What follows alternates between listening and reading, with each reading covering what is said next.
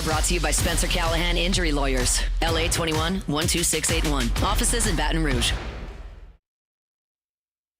Now, the Hunt Palmer Show. Yes! I feel like I've been waiting for this my entire life. You're listening to the Hunt Palmer Show on 104.5 ESPN Baton Rouge. Jolly good fun. Jolly good. Locking down the middle of the day. America's favorite daytime fun show. Live from the Mercedes-Benz of Baton Rouge studio. This is Hunt Palmer.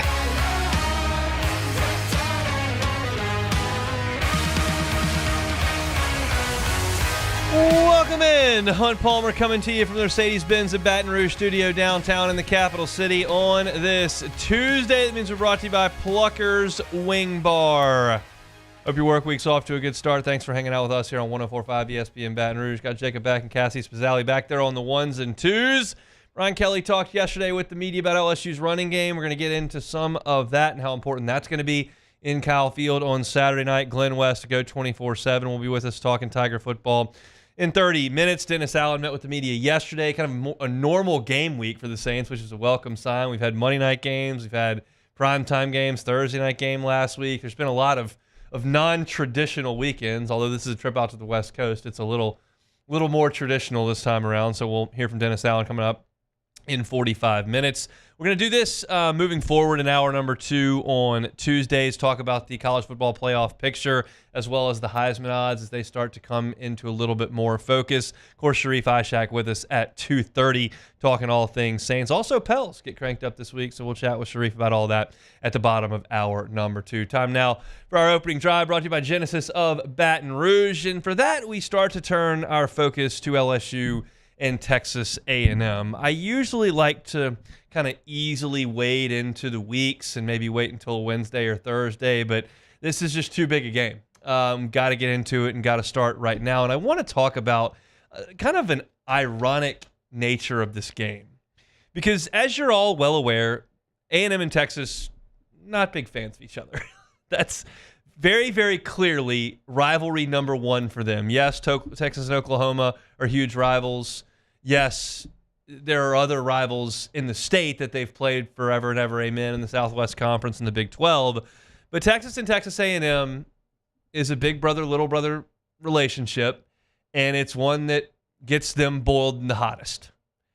And when Texas A&M decided in 2012 to leave the Big 12 and go to the SEC, they basically severed ties with Texas unless someone told them they had to play in the postseason. And so the question is, okay, well, who then assumes that role of quote-unquote rival? And the SEC kind of looked around and said, how about LSU?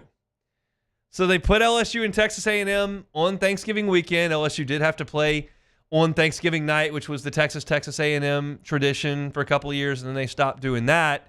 But essentially, kind of like last week, we were talking about the Arkansas-LSU quote-unquote forced rivalry. That's kind of what you had with Texas A&M and LSU. And there wasn't a lot of bad blood early because LSU won the first 6.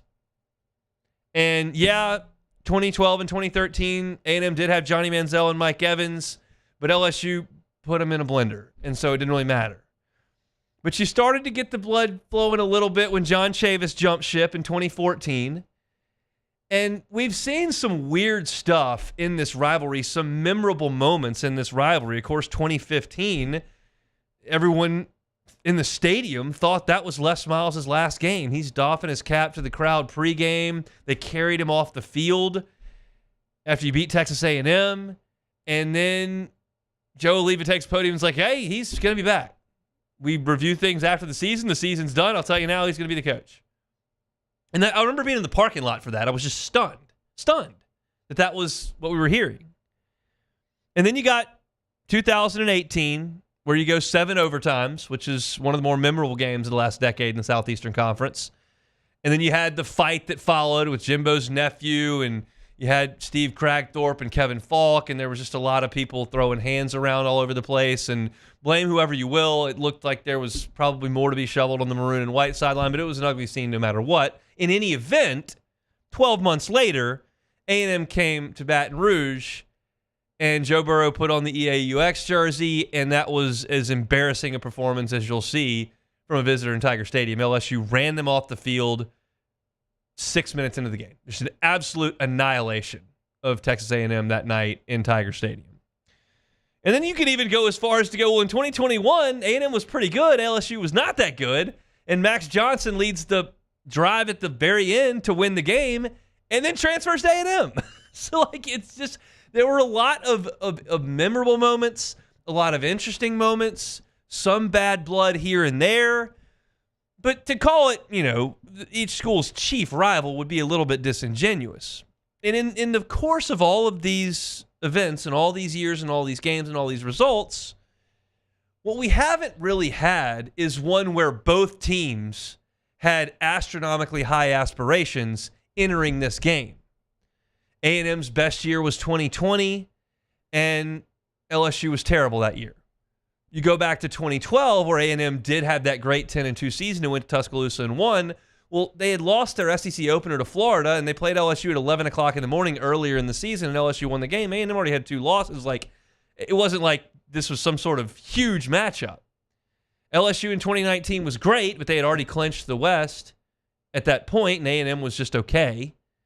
And then you have LSU clinching the West 2 years ago. Well, that was a bad A&M team, and although A&M did win the game, it didn't really affect LSU's standing other than they had no chance to play in the college football playoff when they got to the field against Georgia. But knowing what we know now, how that game went, LSU wasn't going to beat Georgia anyway. So the point being, the teams have had good seasons over these 12 years, but at no point have they come together with this much on the line. And make no mistake, there is a ton on the line this week.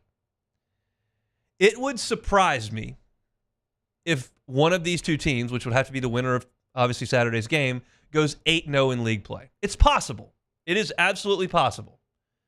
LSU, after this, has got Bama at home, Vanderbilt at home, Oklahoma at home, and a trip to Florida.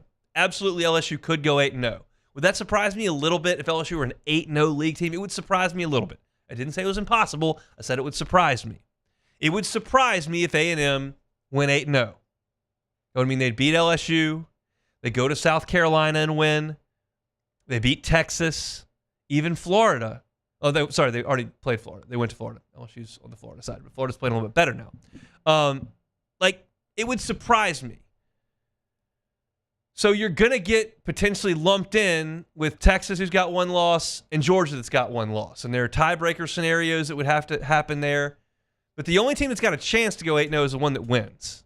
And the one that wins has a really good chance to make it to a divisionless college football SEC championship game.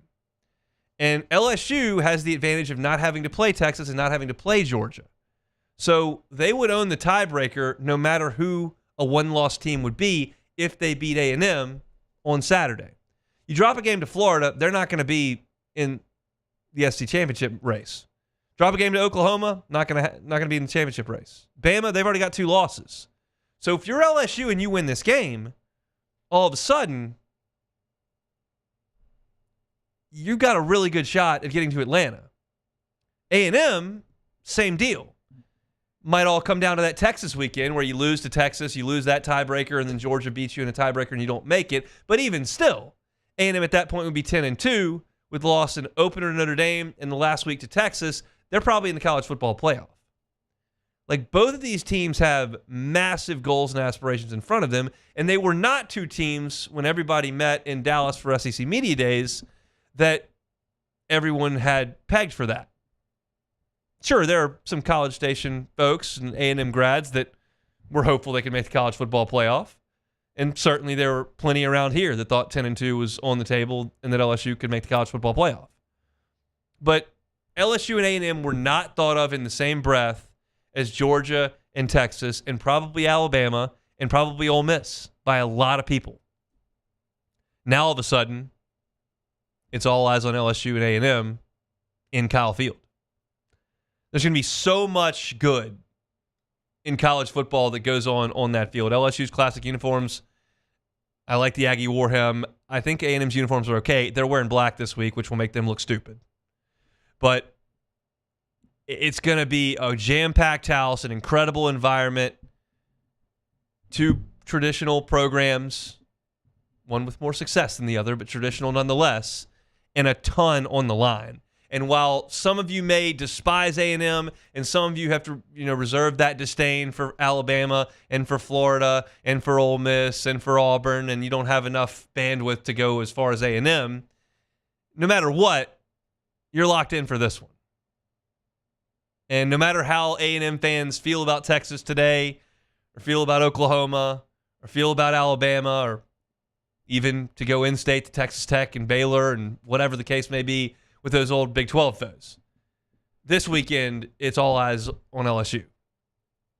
And it's just a unique feel to this game because we have not had this between these two programs since they jumped into the SEC.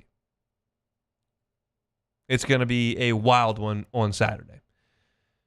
I've spent a bunch of time kind of looking at highlights of this game and breaking down statistics, and we'll get to that probably as the week progresses. We'll certainly get a guest on from the A&M side of things, and we'll talk tomorrow to J.D. Piquel about it. But this is going to be an incredible environment and an opportunity for LSU and Texas A&M coming up on Saturday. That's our opening drive presented by Genesis of Baton Rouge. Check out their inventory, genesisofbatonrouge.com. When we come back, Brian Kelly talked a little bit about Caden Durham yesterday and about the LSU ground game. I talked about the LSU ground game extensively last week and how important I thought it would be based on the matchup. I've got more thoughts as you start to get closer to Texas A&M this week. That's next on the Hunt Palmer Show. The Hunt Palmer Show. Evolve Physical Therapy and Sports. EvolvePT.com is the website. Get on by. They're on Starring near Highland Road. And get better. Get in there. Have one of their trained physical therapists start to do some hands-on rehabilitation for you. No matter if it's elbow pain, wrist pain, back pain, knee pain, neck pain. No matter how you got the pain, car accident, injured playing sports, slept wrong, not even sure why things don't feel right. Well, that's what they're here for. Evolve Physical Therapy and Sports. They'll do the dry needling, cupping, soft tissue manipulation.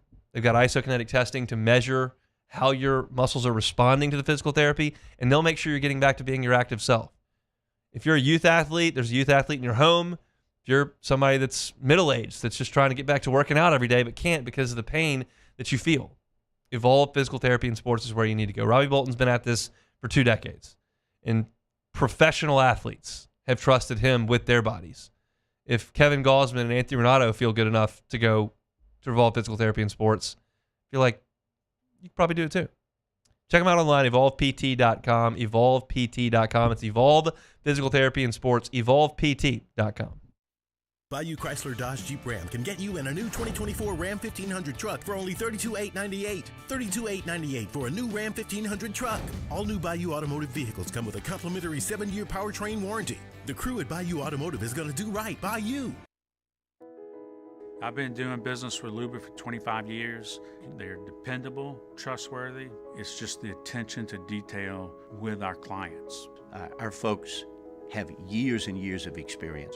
They're highly trained professionals, but many companies have that asset.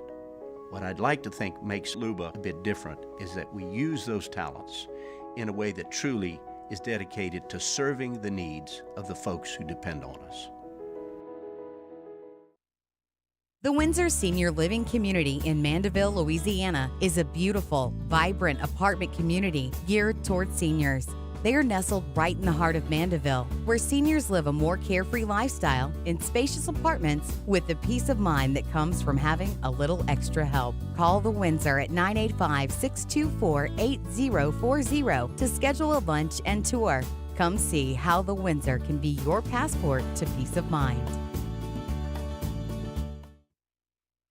Jerry and Benny Payne began Central Plumbing Company out of their driveway in Tanglewood Subdivision. 50 years later and 4 generations down the road, we continue to serve Baton Rouge and the surrounding areas for all of their plumbing needs.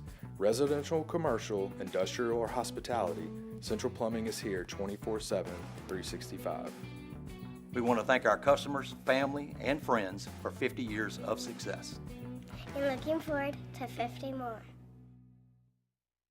Gulf Coast Office Products is a nationally recognized Savin office equipment dealer based right here in Louisiana. Over 100 employees strong, Gulf Coast has the boots on the ground to support all vertical markets, from education, engineering, legal, and finance. With the latest in office technology, from desktop to production segment units, Gulf Coast and Savin have the perfect fit for you. Call 225-756-2644. That's 756-2644 for Gulf Coast Office Products. Dylan Cruz here to tell you about Six Rings Baseball and Softball Camp. If you live on the North Shore and play ball, go to Six Rings Camps with former LSU assistant coach Dan Canaveri. His knowledge is second to none, and your child will improve and have fun doing it. Camps are held at Coquille Park and Six Rings Academy in Covington with 4 sessions over the summer. Full day and morning only sessions are available from ages 7 to 13. Go to sixringsbaseball.com or call 985-206-9096. Learn the game to love the game. Gulf Coast Bank and Trust is giving our customers the power to bank anywhere, anytime during this challenging event.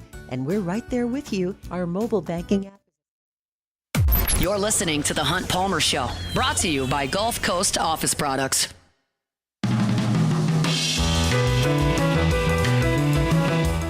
You know, I think what I'm most proud of our team is that they had to go on the road and match the intensity and the physicality of an opponent that was coming off a bye week, and I thought we did that and did that very well. And that was really the mantra all week, was that we had to come off of playing an emotional game, overtime game against Ole Miss, and then really regroup and then go on the road in a hostile environment, if you will, and then play with an extra heartbeat, play physical, play to the echo of the whistle.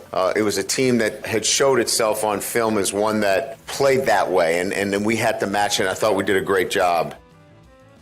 That's Brian Kelly yesterday talking about LSU's win at Arkansas. Certainly LSU did match Arkansas's intensity and physicality. They did not fall behind on the road 17-0. As you saw in Columbia, South Carolina, they threw the first couple of punches, got up 10-0, and really controlled throughout the entire game. So I would echo Brian Kelly's sentiments there. I thought LSU did a great job of going on the road. Now the challenge is get up and go do it again. And obviously Texas A&M's not coming off of bye. They're coming off of a road trip of their own to Starkville, but nonetheless an emphatic win there. And you'll have to match Texas A&M's intensity again on Saturday. I wrote this in my postgame column over at LouisianaSports.net, and I talked about it on yesterday's show about having to win multiple different ways. If you can only do it one way, which LSU could only do it one way last year, well, that's not going to get it done. Like it didn't against Ole Miss last year, against Bama last year, against Florida State last year. You have to be able to win in some different ways. And Brian Kelly talked yesterday about LSU kind of showing that a little bit over the last couple of weeks.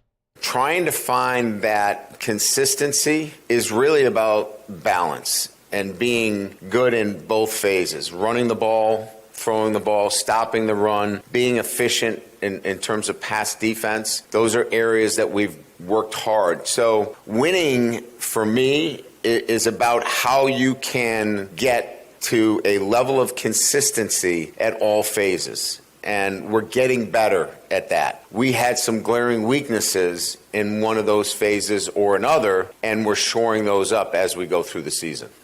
Anybody that listened to me last week knows that I harped and harped and harped on LSU's running game and how you have got to go up there and run the ball, and how I thought that Arkansas might back up a little bit because you got an LSU passing attack that hums along pretty good, and just trying to run up the field and get after Garrett Nussmeier against those tackles is, generally speaking, not going to be a great way to go about doing your business, because you're usually not going to get home.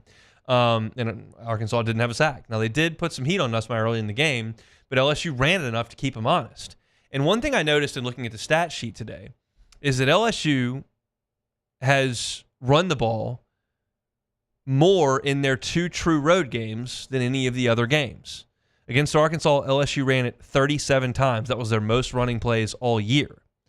Against South Carolina, even though you got down 17-0, they ran the ball 32 times, which is the second most all year.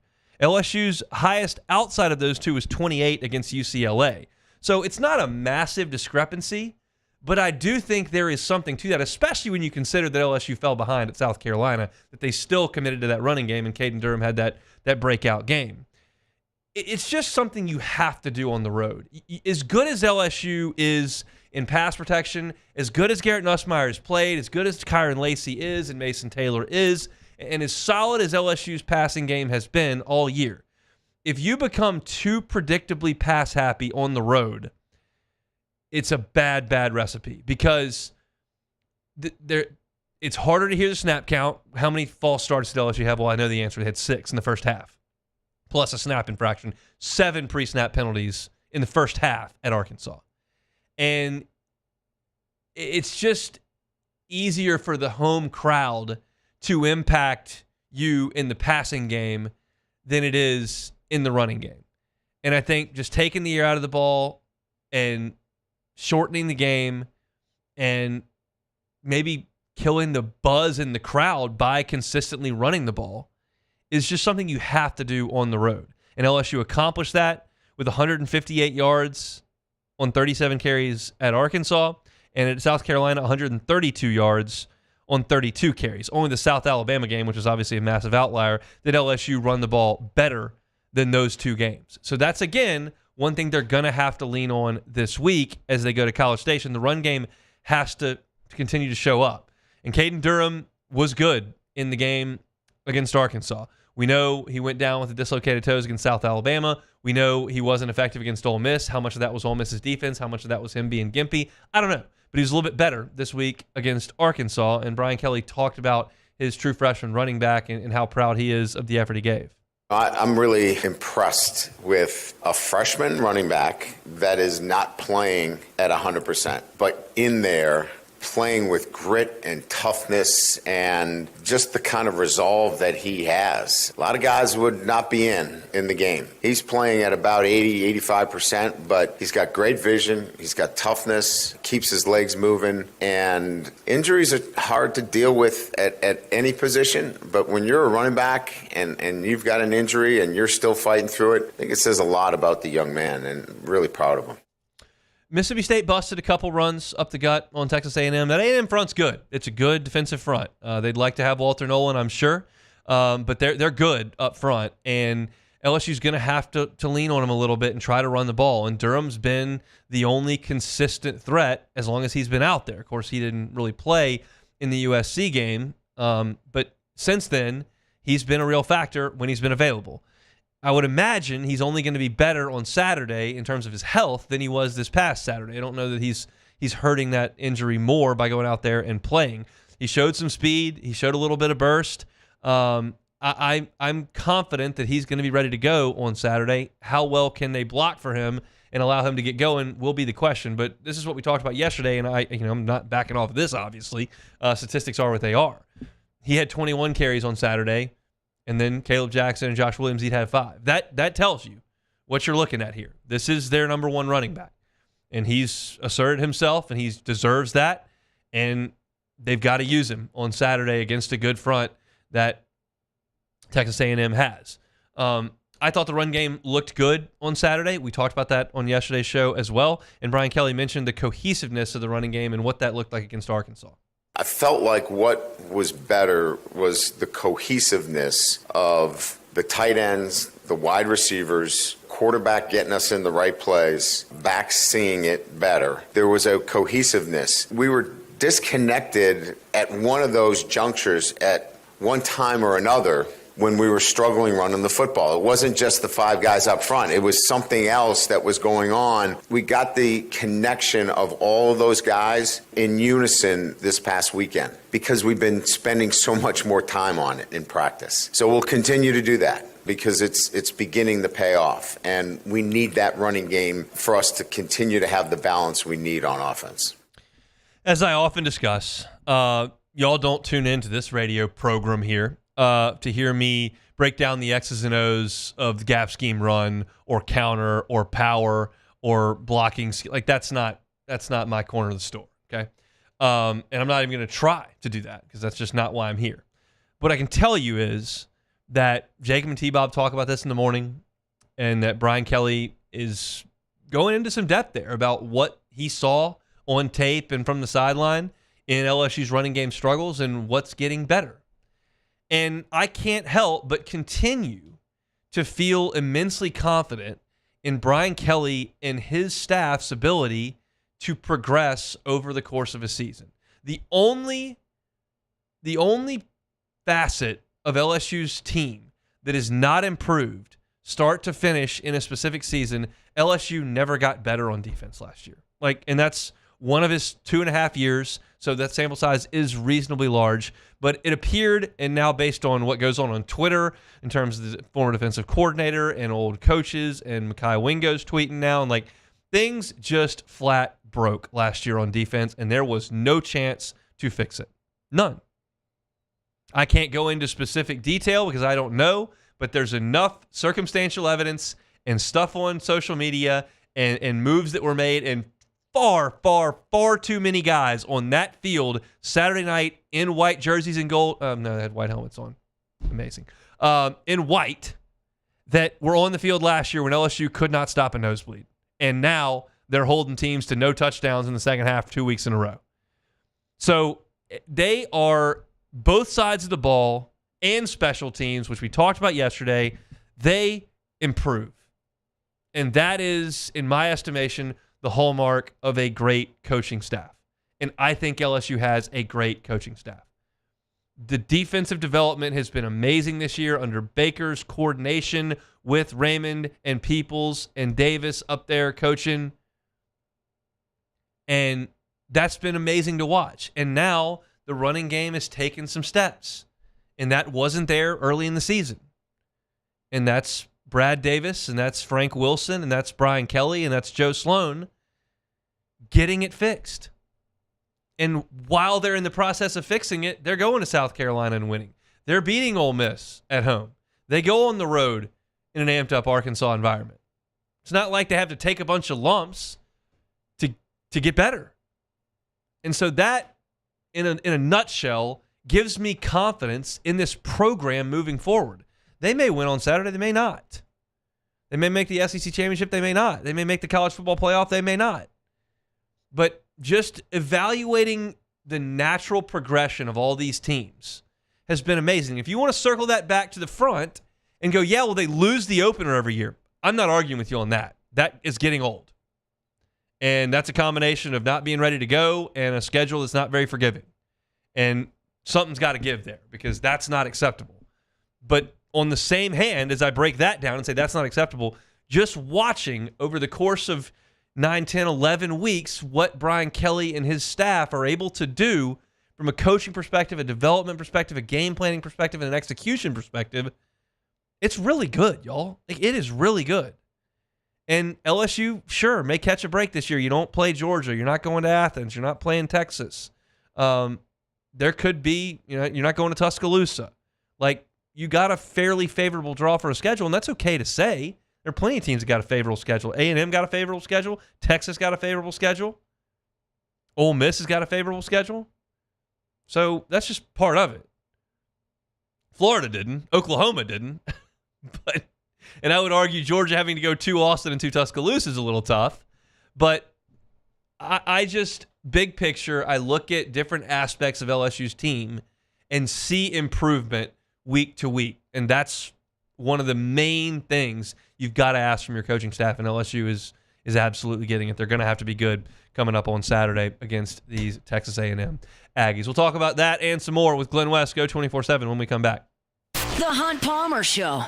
Genesis of Baton Rouge. Every single car on the lot at Genesis of Baton Rouge is online at genesisofbatonrouge.com. If you're in the market for a new vehicle and you haven't considered Genesis, just please do. You probably haven't, honestly, because it's not been around all that long. They've only been Airline and PQ a little over a year. But it's an incredible experience when you start the shopping experience with Genesis of Baton Rouge. You walk into their dealership, it is first class. It is clean. It feels like a 5-star hotel lobby, more so than a showroom. And their brand ambassadors are phenomenal to work with. They will help you get into the Genesis that you need. Every single one on the line comes with phenomenal safety features. In fact, the entire line was on the IIHA top safety picks. And then you look at the way they look visually. They're sleek, drive phenomenally well, throw in the safety, plus the perks that you get for being a Genesis driver here in Baton Rouge. 10-year, 100,000-mile warranty, valet maintenance, complimentary for 3 years. How nice would it be to not have to go get your oil change and spend that time driving over there and sitting there waiting? You can at Genesis Baton Rouge. You don't have to. They'll send somebody to get your car and bring it in and get that done. It's an incredible, incredible perk that you get there for being a Genesis driver. Give them a shot. Go online to genesisofbatonrouge.com. That's genesisofbatonrouge.com. Genesis of Baton Rouge. Gulf Coast Bank and Trust is giving our customers the power to bank anywhere, anytime during this challenging event. And we're right there with you. Our mobile banking app is a smart way to manage your money and time. Gulf Coast Bank and Trust, the bank that cares about you.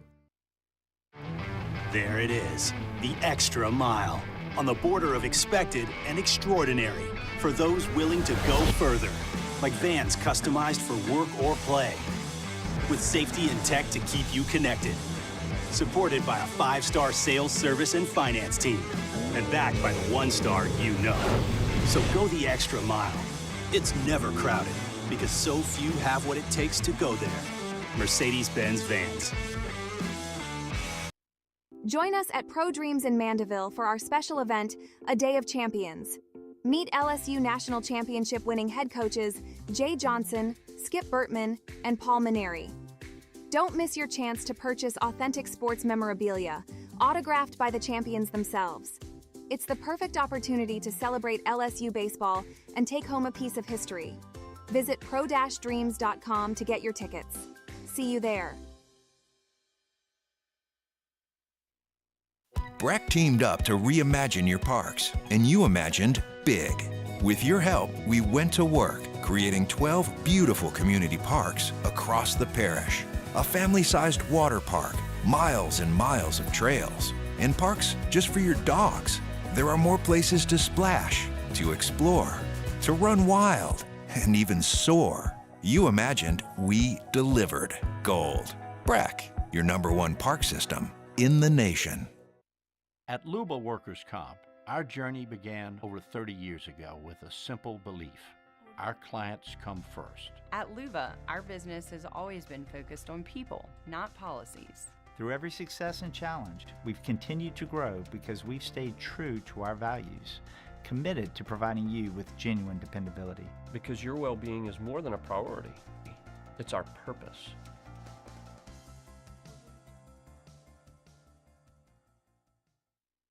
Electricity is all around us, and our families depend on it.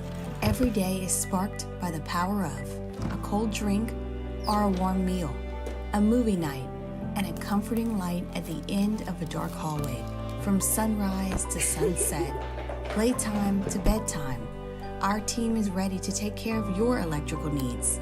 Even in the case of an after-hours emergency, the light in your life shines brighter with Mr. Electric.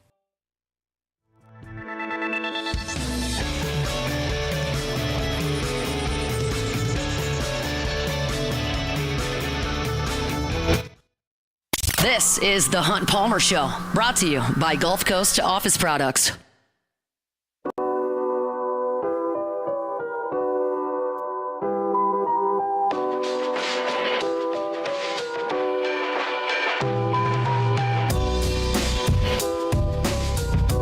Chugging right along here on a Tuesday edition of the Hunt Palmer Show, presented by Pluckers Wing Bar. 2 locations here in Baton Rouge. Nicholson just south of campus. Bluebonnet in front of the Mall of Louisiana. If you're looking for a spot to watch LSU and A&M on Saturday, or all the college football on Saturday, Pluckers always a great option. For your NFL Sundays, big fantasy football watcher, they got all the games on, and they've got the TVs labeled for the noon slate and the 3 o'clock slate, so you know where you need to position yourself trying to watch your fantasy quarterback or one of your fantasy running backs playing, or if you're just trying to watch the Saints. They got that as well at both Pluckers locations. Always an awesome spot to get on by and watch some football. Glenn West, senior writer, Go 24/7, with us every single Tuesday, joins us now on the Jim's Firearms Hotline. Glenn, how we doing?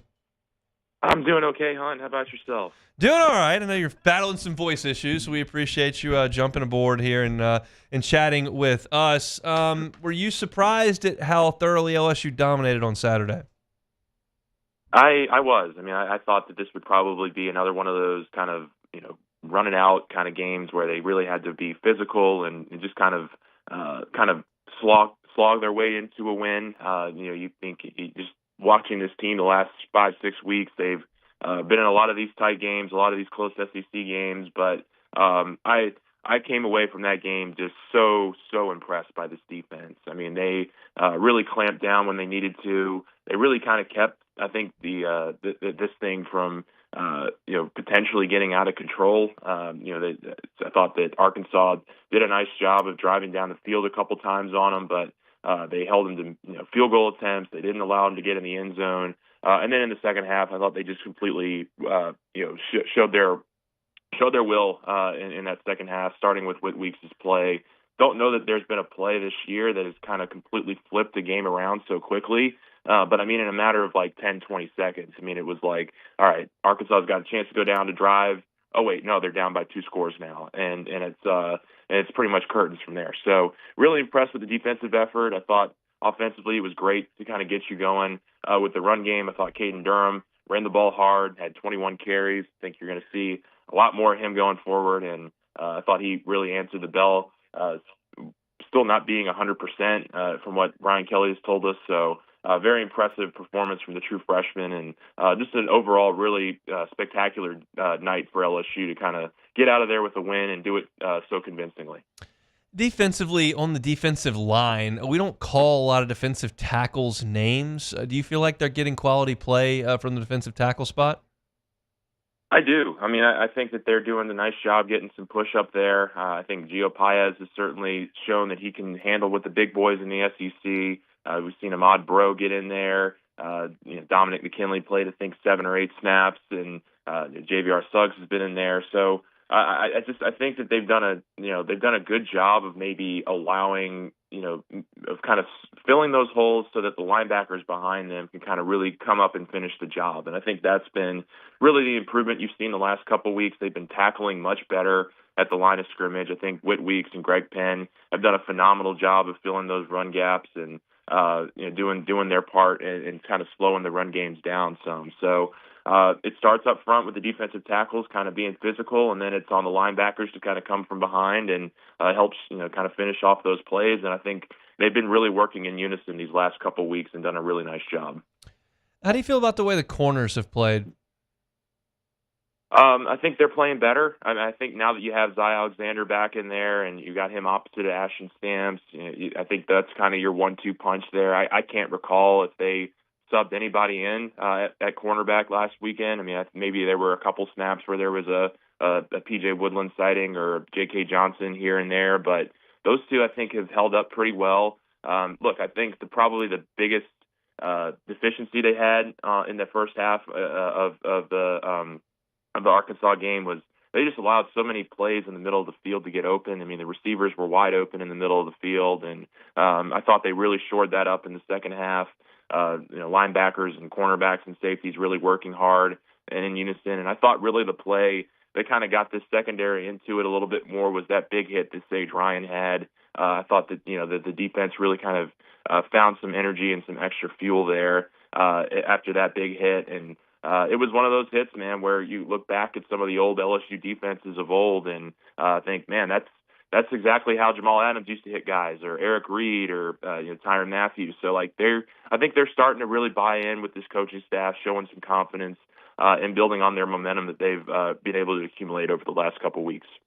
I struggle with how to ask this question, but I what's the expectation for this LSU football season? Like, what's realistic?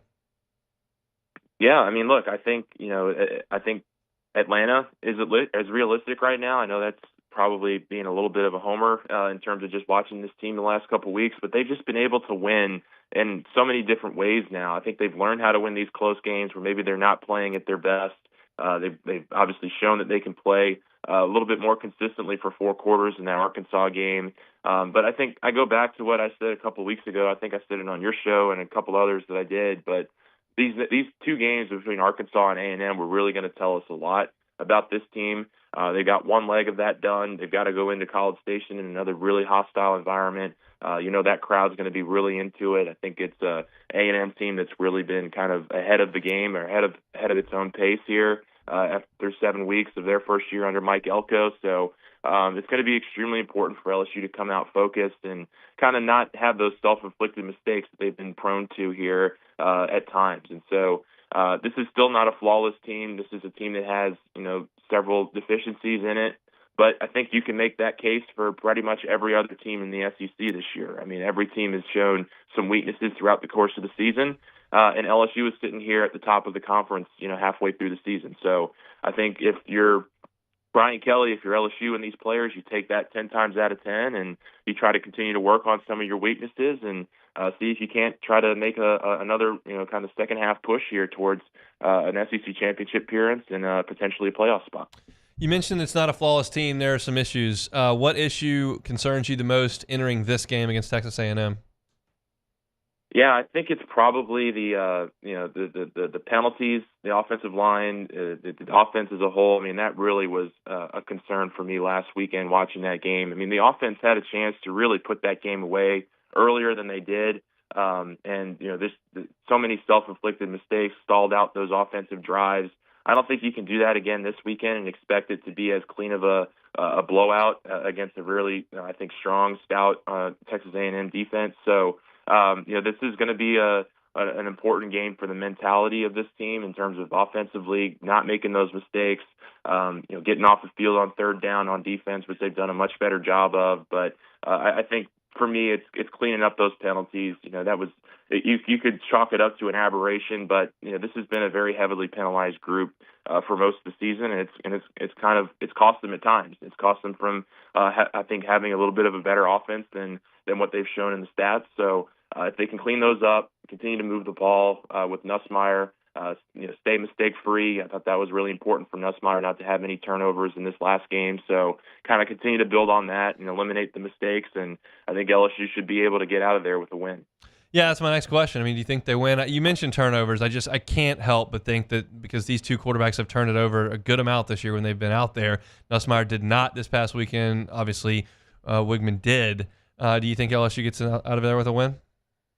I do. I mean, I think you got to ride what's been working for them, and I think they've found a little bit more balance between the run and the pass this last weekend at Arkansas. We'll see if they can build on it. But I really like this matchup for LSU from a defensive perspective. I think it's crazy to think, but we're sitting here now 7 weeks in, and we think that the defense can actually be a reason that LSU wins, a really close game on the road. But I'm not very blown away by A&M's passing offense. I think if you can shut down the run with Le'Veon Moss and keep those guys in check, I think you can get them off the field and then continue to do your thing on offense, which is moving between the chains, chewing up time of possession, chewing up the clock, and then scoring and converting in the red zone when you have those opportunities. He is Glenn West, senior writer, Go 24/7. All your team coverage, football, basketball, baseball, as well as recruiting. They got you covered at Go 24/7. Glenn, get some rest. Thanks, man. Yes, sir. Thanks, Hunt. Appreciate it. Always enjoy our conversations with Glenn. He thinks they go in there and win. We'll see. I was perusing the TexAgs message boards today, just kind of get a vibe check on how they feel. They got a prediction thread up. It's only like 70% projected wins, but you get into those like projection threads, it's usually like 95, 98%, and there are plenty that are predicting that A&M does not get the win this weekend, and most of that lays at Connor Wigman's feet. Yeah, that's probably part of it, and I think also the fact that LSU has just looked a lot better the last two games they played. They looked incredible, actually. Yeah, I mean, you take those penalties out he was talking about, and then the Nussmeier turnovers against Ole Miss. It's been pretty good. They're going to have to play really well to win the game. We'll certainly talk about it as the week moves forward. Saints made an addition yesterday. Dennis Allen spoke about it. We'll talk about all that coming up next. The Hunt Palmer Show. One Bath and Closets. OneBathAndClosets.com is the website. David Duvall and his team, 30 years redesigning and remodeling bathrooms and closets. If you haven't really given your closet situation a thought, maybe you should. I've lived in a house with a very poor closet situation. My wife did not like it at all. We had clothes in all kinds of different bedrooms and hallway closets because we didn't have enough closet space in our bedroom. You say, well, why didn't you call David Duvall? Well, I would have. And I probably was very close to doing so, but we were going to move. So we didn't think that was the best idea at the time. But when we did move, we made sure to prioritize closet space. And when we did, we've got a great situation now. You don't have to move to make that happen. David Vaughn and his team are happy to help you with a customized closet of your dreams. They're a fully licensed contractor, so they can do a massive closet construction. They can also just help you use the space in your current closet better. They'll understand what you've got, how many pair of shoes we put in suitcases in there, how many suits, how many people are using this closet, how many winter coats are we working with here. And once they figure out all that out, they'll have your dimensions all set up and they'll get you into a customized closet. If you're worried about paying for it, they've got financing options available, 18 months interest-free if you qualify for it. Got to start the process at onebathandclosets.com. David Vaughn and his team, One Bath and Closets, onebathandclosets.com.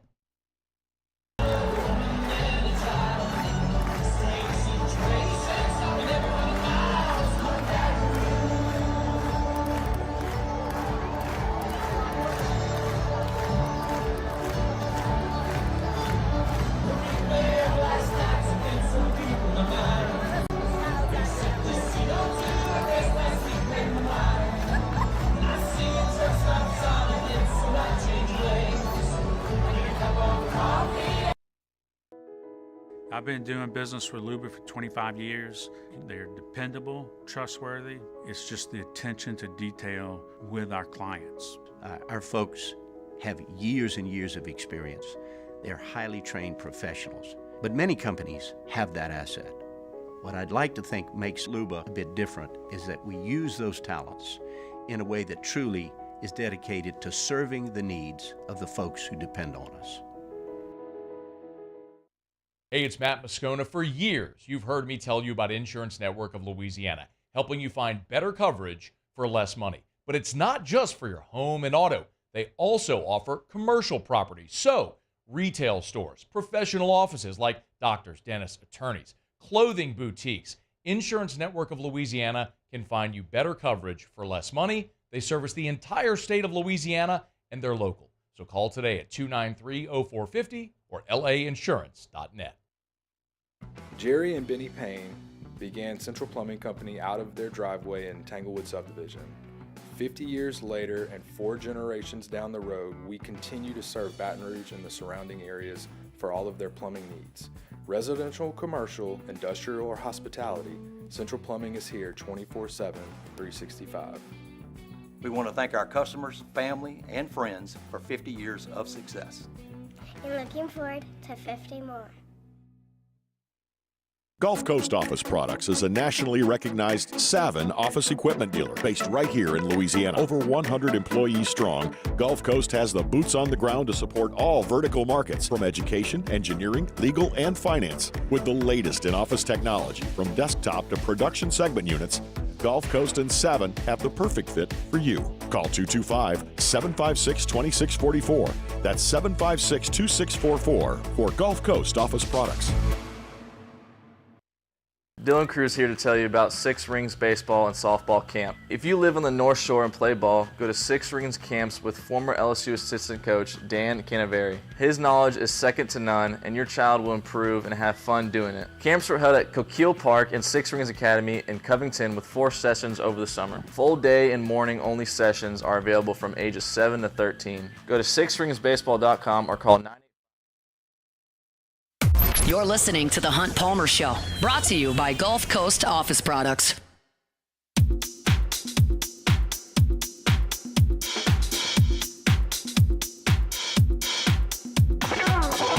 All right, closing up hour number 1 here. We got a busy hour 2. We're going to talk about the college football playoff picture. LSU very much in the mix there. Talk about some Heisman odds as well. Sharie Isheck is going to join us at 2:30. Pels cranking up this week. And Saints are continuing with the 5-game skid. They'll head out to Los Angeles to play the Chargers coming up on Sunday. And so obviously the injuries are the number one newsworthy item for this Saints team and have been for a month.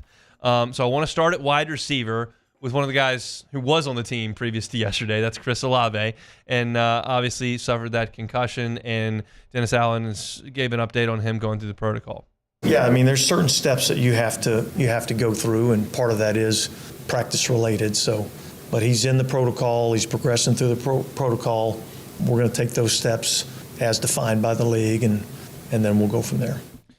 And obviously Rashid Shaheed is out, had the surgery on his knee, so he's going to miss the rest of the year. You're down your only 2 proven pass catchers, and that's just not going to be acceptable. You can't continue to trot out Bub Means and Mason Tipton and company and expect to be a productive wide receiving core. They had to do something to add to that room as Chris Olave comes back from concussion protocol. So yesterday they signed Marquez Valdez-Scantling, and Dennis Allen spoke to why he would be a good fit. He's played in our league. He's a bigger receiver, got a good speed element to him. I think he's somebody that, can fit some of the things that we, might be needing, in particular with the loss of Shaheed, another speed element, I think, is something that we would consider. He was a solid player early in his career in Green Bay. Playing there with Aaron Rodgers in 2020, he led the NFL in yards per reception. Never been a huge volume guy. The most catches he's ever had was actually in Kansas City when he had 42 catches back in 2022. He moved to Buffalo this past year as a 30-year-old wide receiver, played in the first 6 games, did not start any of them, was only targeted 9 times, had 2 catches, and then the Bills trade for Amari Cooper, obviously, so he's expendable. They move him, and the Saints are able to pick him up. This is just a talented guy. As Jonas Allen mentioned, he's got some size. He ran exceptionally well when he was in his early 20s. He's 30 years old now, so he can still run. There's no question about that. Does he run like Rashid Shaheed today? Probably not. But I think this is a guy who I'd like to have in the mix so I don't have to necessarily count on Mason Tipton and Bub Means, who haven't really been productive players yet in their rookie season. And then, you got your Equanimeous St. Browns and Cedric Wilsons. It's just, they need some help, okay? And I don't have any sort of delusions of grandeur that Marquez Valdez-Scantling is going to come in here against Los Angeles and make 11 catches for 183 and 2 scores. But he's a proven NFL commodity who's been very durable. He played all 16 games in 18, 19, and 20. Played all 17 and 22, all 16 16 of 17 last year, and he's played 6 games this year. He's durable. He's talented enough to play. He understands the system, and the Saints have actually targeted him multiple times in off seasons and not been able to ultimately land him and bring him in. I think this is a good move. It's cheap, and you need help. So y'all know that I've been kind of anti the Saints making these big waves and big splashes and going to trade for Devontae Adams and making sure that you ink Kamara long term. And y'all know how I feel about all those kind of things. There's no risk here. This is just, you got to help out eventually Derek Carr and right now Spencer Rattler. And I think this does help you in that way. Dennis Allen spoke with reporters yesterday and talked about sticking with Rattler in the event that Carr can't go, and we don't expect that he will. The plan would be to stay with Spencer, and I think Spencer has done some good things. I mean, obviously there's some rookie mistakes. Got to do a better job of protecting the football. That would be probably the biggest thing that we have to do a better job of. But I felt like when you go back and you watch the tape and he's got protection. I thought he did a good job of throwing the football. I thought he created some things with his feet. He was accurate when he was outside the pocket. So I see a lot of really good things out of that player. We have to eliminate some of the negative plays, and I think if he can do that, then I think, like I said, I think he's done some good things. I realize we can't do this, but I wonder how I would feel about Spencer Rattler's performance against Denver if the defense had dominated and held Denver to 13 points. But everything just looks so out of whack, and it's hard to evaluate anything earnestly when you're getting blown out to that degree because the defense could not stop Denver. And I'm not suggesting that Rattler was awesome. We'd all be like, oh, this guy's great. But you were up against it there. Like, you didn't have your key weapons on offense, and your defense was giving up points by the truckload, and you fall behind, and it's just tough. So I realized they were in the game in the second quarter, but everything feels different when you get beat that badly and gashed that badly on defense. And I certainly came back on the day after that game and was like, on Friday, I was like, that's the defense's fault. So you would think that we would be evaluating Rattler immediately in that instance because he's new and it's a new toy and it's potentially a new era moving forward in the franchise if you find a diamond in the rough late in the draft in Spencer Rattler. But it wasn't immediately what we went to. What we went to was this defense is old and can't play anymore, and that's the backbone of the Saints franchise, so now they're toast. And there's a part of me that wishes that wasn't the case, that wishes that the defense had played great against Denver and that we could evaluate Rattler in a tight game and potentially in a win, and it might feel a little bit different, but we don't have that opportunity. Maybe it comes on Sunday in L.A., but I agree with Dennis Allen that there are some good things with Rattler. There are some eye-catching aspects to his game.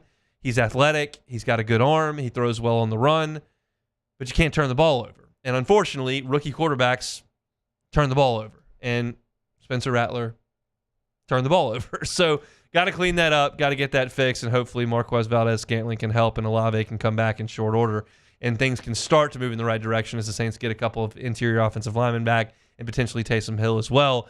You can start to make some strides on the offensive side of things, but just tough times right now with the Saints. We'll talk to Sharie Isheck coming up in 35 minutes about all of that. That's it for hour number 1 here on a Tuesday edition of the Hunt Palmer Show. We're brought to you by Plucker's Wing Bar. If you missed any of it, you can catch it on demand, 1045ESPN.com's on demand tab, Apple Podcasts, Spotify, Google, wherever you find your sound, you can find us. Just search Hunt Palmer Show. Like, subscribe, rate, review, all that helps us get our content in front of as many people as we can, so we certainly do appreciate that. A lot of LSU talk. We're going to do some Saints in 35 minutes. When we come back, college football playoff. How many teams are still lurking, feeling like they got a shot? Where does LSU fit into that mix? We'll do all that after we step aside for Sports Center. You're listening to Tuesday edition of The Hunt Palmer Show. The Hunt Palmer Show. Audio Video Security Solutions, AVSSLA.com. A couple weeks ago, told you about a great job that Mitchell Fisher and his team at Audio Video Security Solutions did. It was actually on a pier on a lakefront property.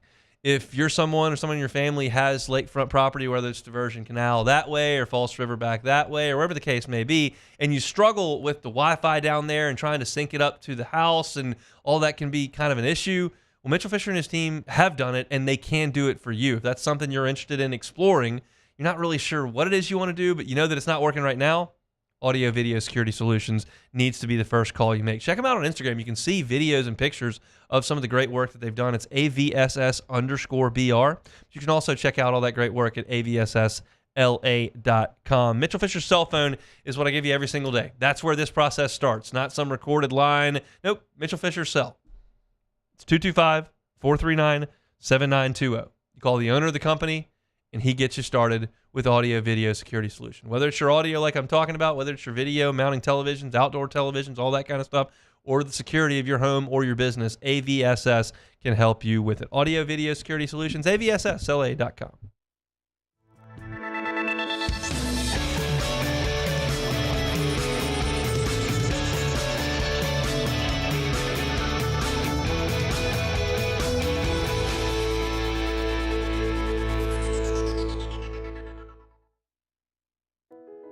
I've been doing business with Luba for 25 years.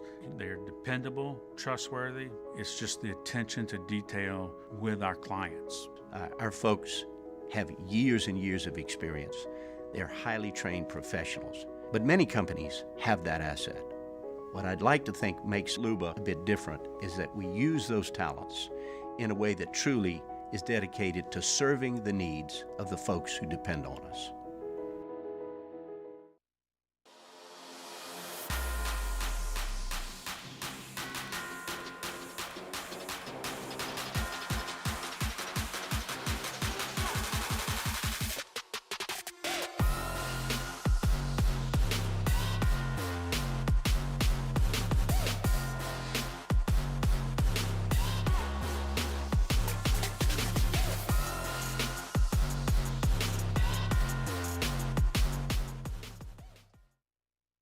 Breck teamed up to reimagine your parks, and you imagined big.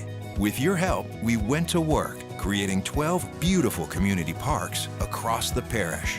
A family-sized water park, miles and miles of trails, and parks just for your dogs. There are more places to splash, to explore, to run wild, and even soar. You imagined, we delivered. Gold. Breck, your #1 park system in the nation. Electricity is all around us, and our families depend on it. Every day is sparked by the power of a cold drink or a warm meal, a movie night, and a comforting light at the end of a dark hallway. From sunrise to sunset, playtime to bedtime, our team is ready to take care of your electrical needs. Even in the case of an after-hours emergency, the light in your life shines brighter with Mr. Electric. Hey, it's Matt Moscona. For years, you've heard me tell you about Insurance Network of Louisiana, helping you find better coverage for less money. But it's not just for your home and auto. They also offer commercial property. So, retail stores, professional offices like doctors, dentists, attorneys, clothing boutiques. Insurance Network of Louisiana can find you better coverage for less money. They service the entire state of Louisiana, and they're local. So call today at 293-0450 or lainsurance.net.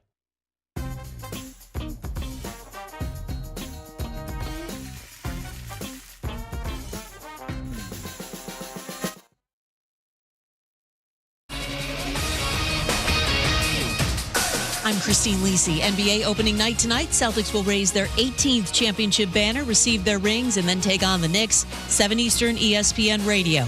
A pair of stars sidelined for the 76ers in tomorrow's season opener against the Bucks. Center Joel Embiid and forward Paul George. Embiid won't play this week as he continues to make his way back from a meniscus tear. George is out tomorrow with a bone bruise in his knee.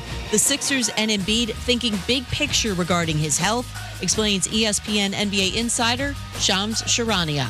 Joel Embiid is the one that I think everyone around the league is focused on. What is his situation going to be? I'm told, and I've reported on it, he's going to be taking periodic time off over the course of this season. Right. He's not concerned about accolades, 65-game limit. He wants to be healthy for a time in a period he hasn't ever been healthy in when he's needed most, and that's the playoffs. And so getting him there healthy is the number one key for Philadelphia. Shams on First Take. Hockey fans' paradise tonight. All 32 teams in action, 16 games. Most start times staggered 15 minutes apart. Keep it up with it all with the Frozen Frenzy starting at 7 Eastern on ESPN2 and ESPN+. Why pay more for a great shave? Choose Barbasol, America's #1 brand of shaving cream. Barbasol's thick and rich lather gives you a close, comfortable shave for just half the price of gels. Barbasol.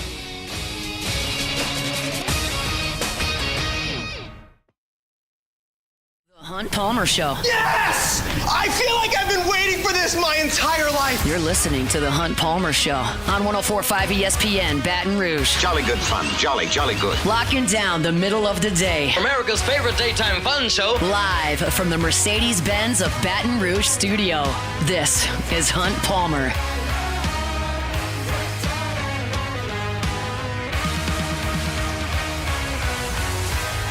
Hour 2, Tuesday edition of the Hunt Palmer Show. Hope your work week's off to a good start. We're brought to you by Plucker's Wing Bar. 2 locations.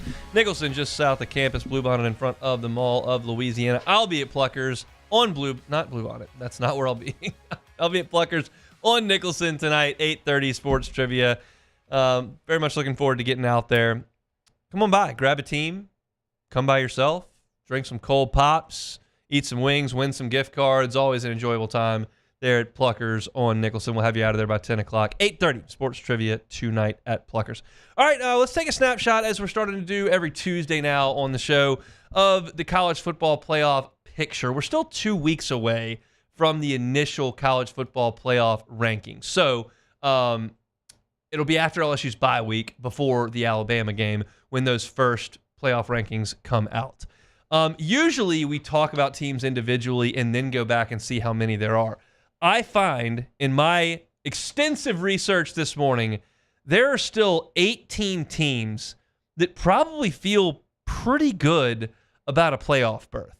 Now, I could take one out that I think everybody realized. That I think there are very few people that think that Missouri is going to get through this gauntlet. They're not playing well. They got annihilated at Texas A&M. They just survived Auburn at home. I don't think Missouri's going to get there, but I'm leaving them in there right now because they're 6-1. So that's the one that I would look at and go, I don't have any confidence. But the other 17 teams, I think probably feel like they've got a real swinging chance to get into the playoff. So let's start trolling around. We start in the ACC. Most people believe that Clemson and Miami are the class of the ACC. Clemson is 6-1. They've played great football. They're 5-0 in ACC play since a terrible second half against Georgia. Georgia, pretty good team. You're not going to get dinged too hard for losing that game in Atlanta. I think Clemson is in a great spot. Miami keeps surviving by the skin of its teeth. They're 7-0. Those two teams, I would estimate, are probably likely to get into the college football playoff. Then you've got SMU and Pitt, who are sitting there. Pitt's 6-0. SMU is 6-1. They play each other in 2 weeks on LSU's bye week in Dallas.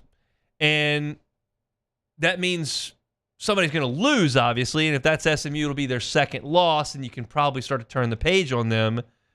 But if it's not, and they win, like, there are no more ranked teams on these team schedules, and you're going to be looking at a 10-2, 11-1 non-ACC champion that I quite frankly think is going to get in the playoff. I'm going to have to see the 10-2 SEC team get in above that ACC team. Now, I realize what we saw last year. There was an injury at stake there. So, plus, that was a 4 team.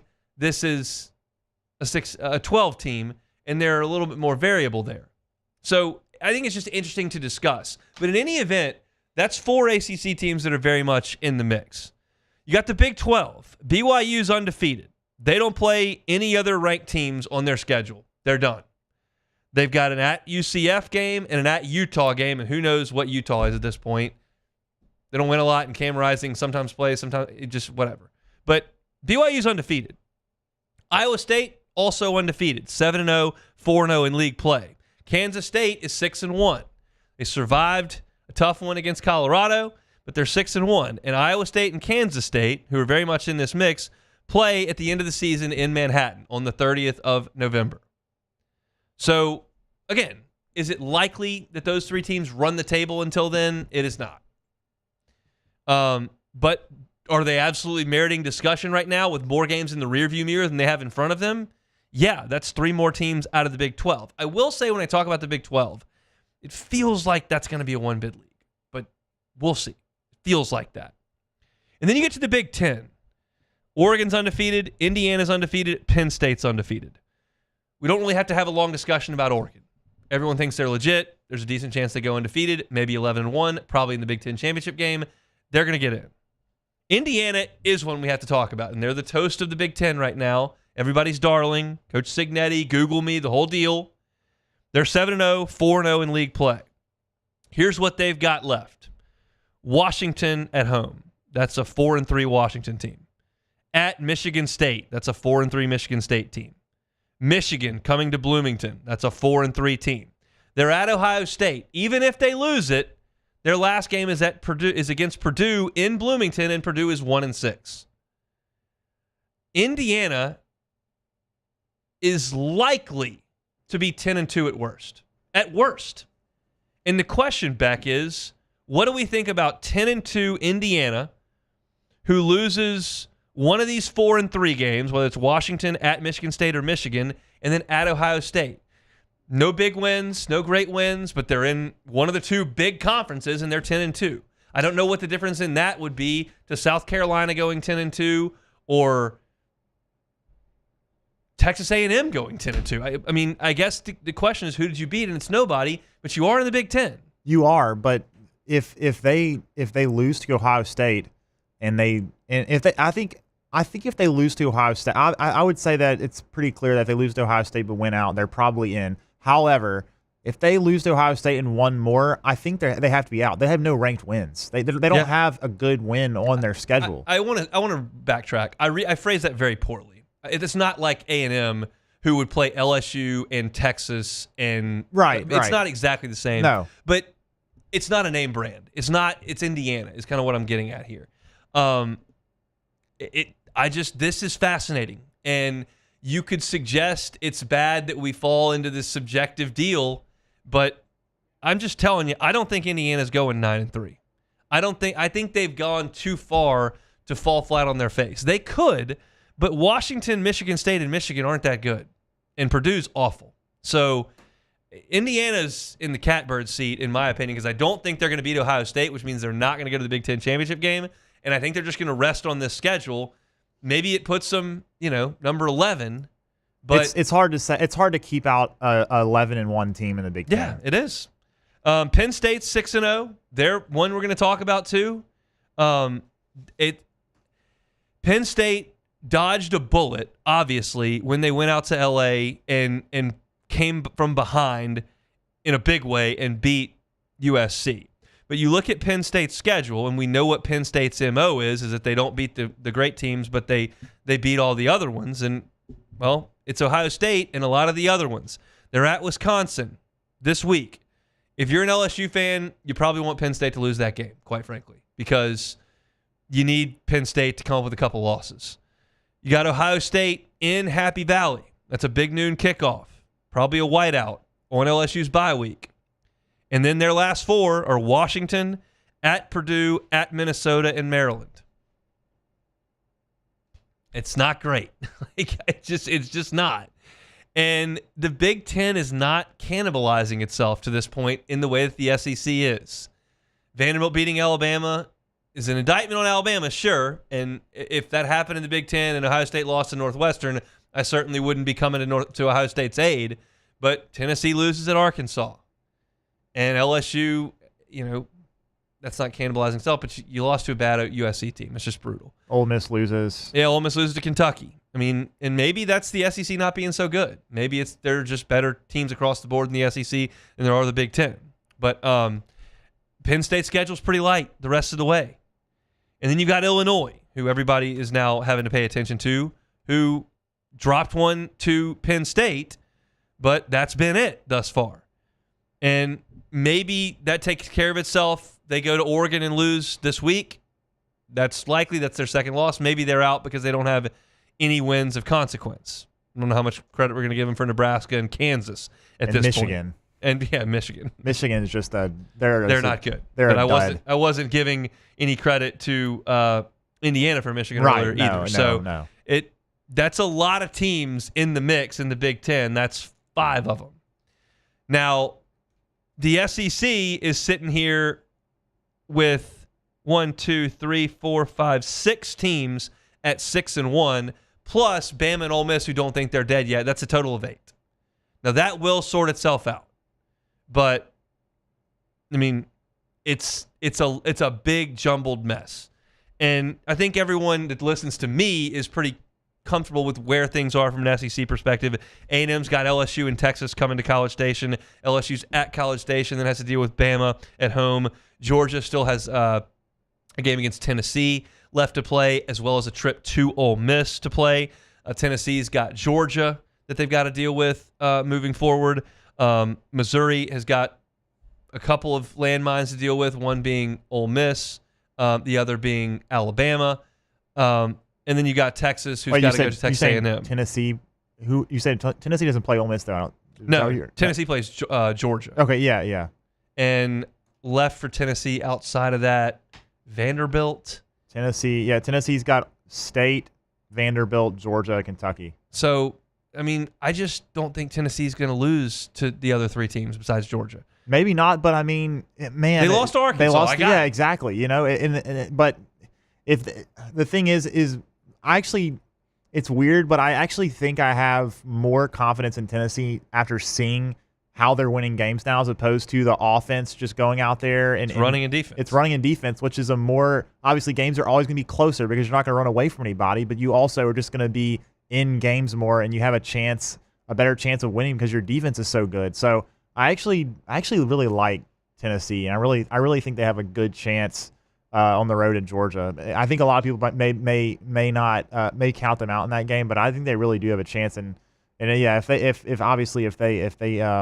they win out, then they're definitely in. But so what I've got here is you've got a 12-team playoff and you've got 1 G5 team. So you've got 11 spots for the Power 4, and then Notre Dame, which could be a fly in the ointment here in a big way. But if we rule Notre Dame out briefly, then all of a sudden you've got 2 ACCs that I think get in and 1 Big 12. So that's 3 of 11. There's 8 spots left, 4 and 4 for the SEC and the Big 10. That feels like there's room at the end.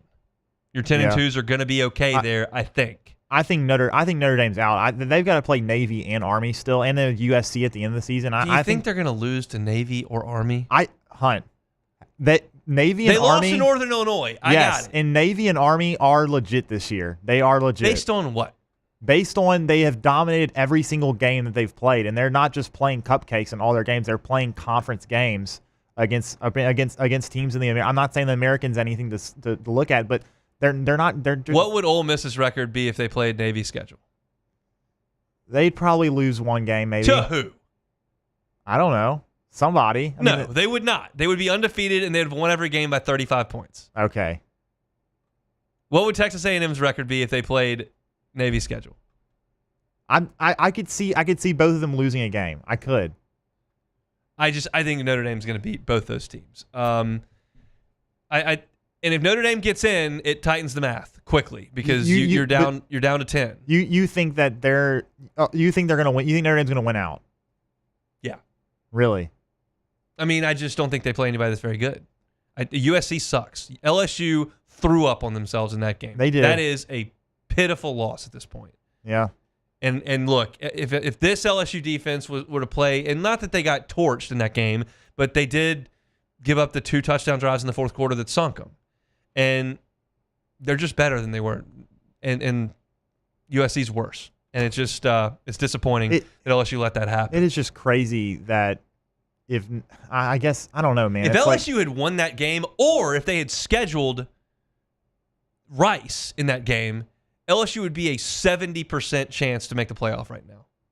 If they had won that game or scheduled Rice. It's just crazy though that Notre Dame might get in with a loss to Northern Illinois. Northern Illinois, they're not even a good MAC team. That win in College Station looks good. It does, and that win against Louisville looks good, and their resume will actually not look terrible with the Navy if they beat Navy and Army because they're both ranked, and Army foreseeably may not lose by the time they play them, so they may be even higher ranked. So I may be tightening the math with Notre Dame next week when we start doing this because there are going to be losses, and certainly LSU and A&M are going to shake things up in a big way on Saturday. But if you take 12-team playoff, one group of 5, one Notre Dame, now we're down to 10. And then you got the 4 champions. So now you're down to 7 at-larges between 4 confererces. Yeah, that's where it gets hairy. The math gets tighter pretty quick. So interesting stuff. I'm glad we're still having the conversation with LSU. That's what we're enjoying at this point in the calendar as we sit here late into the month of October. When we come back, Heisman odds. Where's Garrett Nussmeier? Did this past week help? Talk about that next. The Hunt Palmer Show. Highland Insurance Group, HighlandIG.com. Do you know what the insurance? There's a lot of acronyms in the insurance world. EPL, D&O. Does that ring a bell if you're a business owner? If you have no idea what that is, probably ought to look into it. D&O doesn't apply to everybody. EPL does. And if your insurance broker hasn't brought that to your attention, it's something that needs to be brought to your attention. And the Highland Insurance Group will certainly do that. Jonathan Carbo and his team are first class to work with. I know that a lot of people, when they think insurance, immediately think cost and premium. And that's important. Certainly, you don't dismiss that in any discussion with a client if you're an insurance broker. But the other side of it has to be considered, in my estimation, more strongly. And certainly by the estimation of the Highland Insurance Group. You cannot leave holes in your insurance program. You've got to be able to trust your insurance broker to do that for you. And if you can, that's awesome. If you can't, call the Highland Insurance Group. Because the time to go into those policies and make sure everything's up on the up and up is not after the event happens. It's right now. Go to HighlandIG.com and start that relationship with the Highland Insurance Group. They can handle your employee benefits, your group benefits as well, and the property and casualty as well. So Highland Insurance Group, HighlandIG.com, HighlandIG.com. Bayou Chrysler Dodge Jeep Ram can get you in a new 2024 Ram 1500 truck for only $32,898. $32,898 for a new Ram 1500 truck. All new Bayou Automotive vehicles come with a complimentary 7-year powertrain warranty. The crew at Bayou Automotive is going to do right by you. Electricity is all around us, and our families depend on it.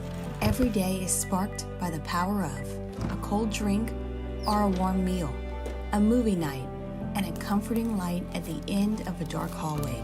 From sunrise to sunset, playtime to bedtime, our team is ready to take care of your electrical needs.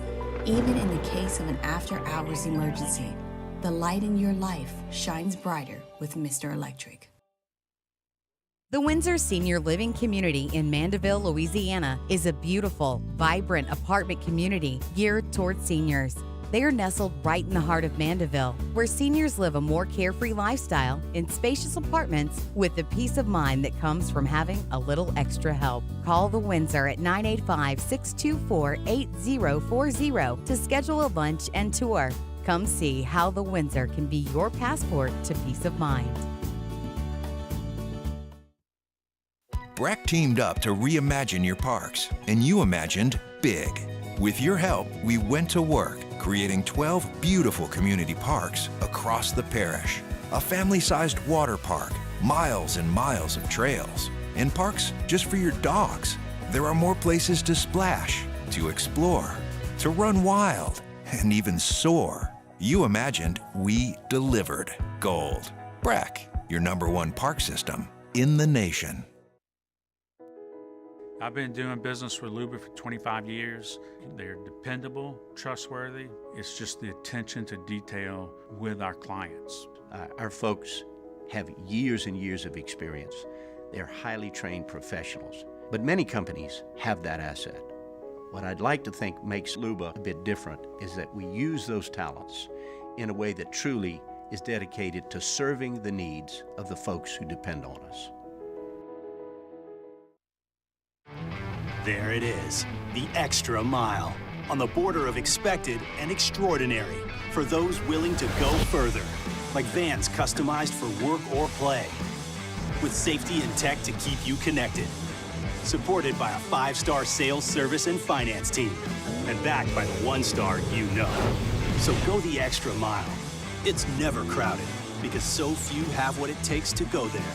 Mercedes-Benz Vans. At Relief Windows, we're more than windows. We're windows, doors, hardy plank, and vinyl siding. But our #1 product is always customer satisfaction. This is the Hunt Palmer Show, brought to you by Gulf Coast Office Products.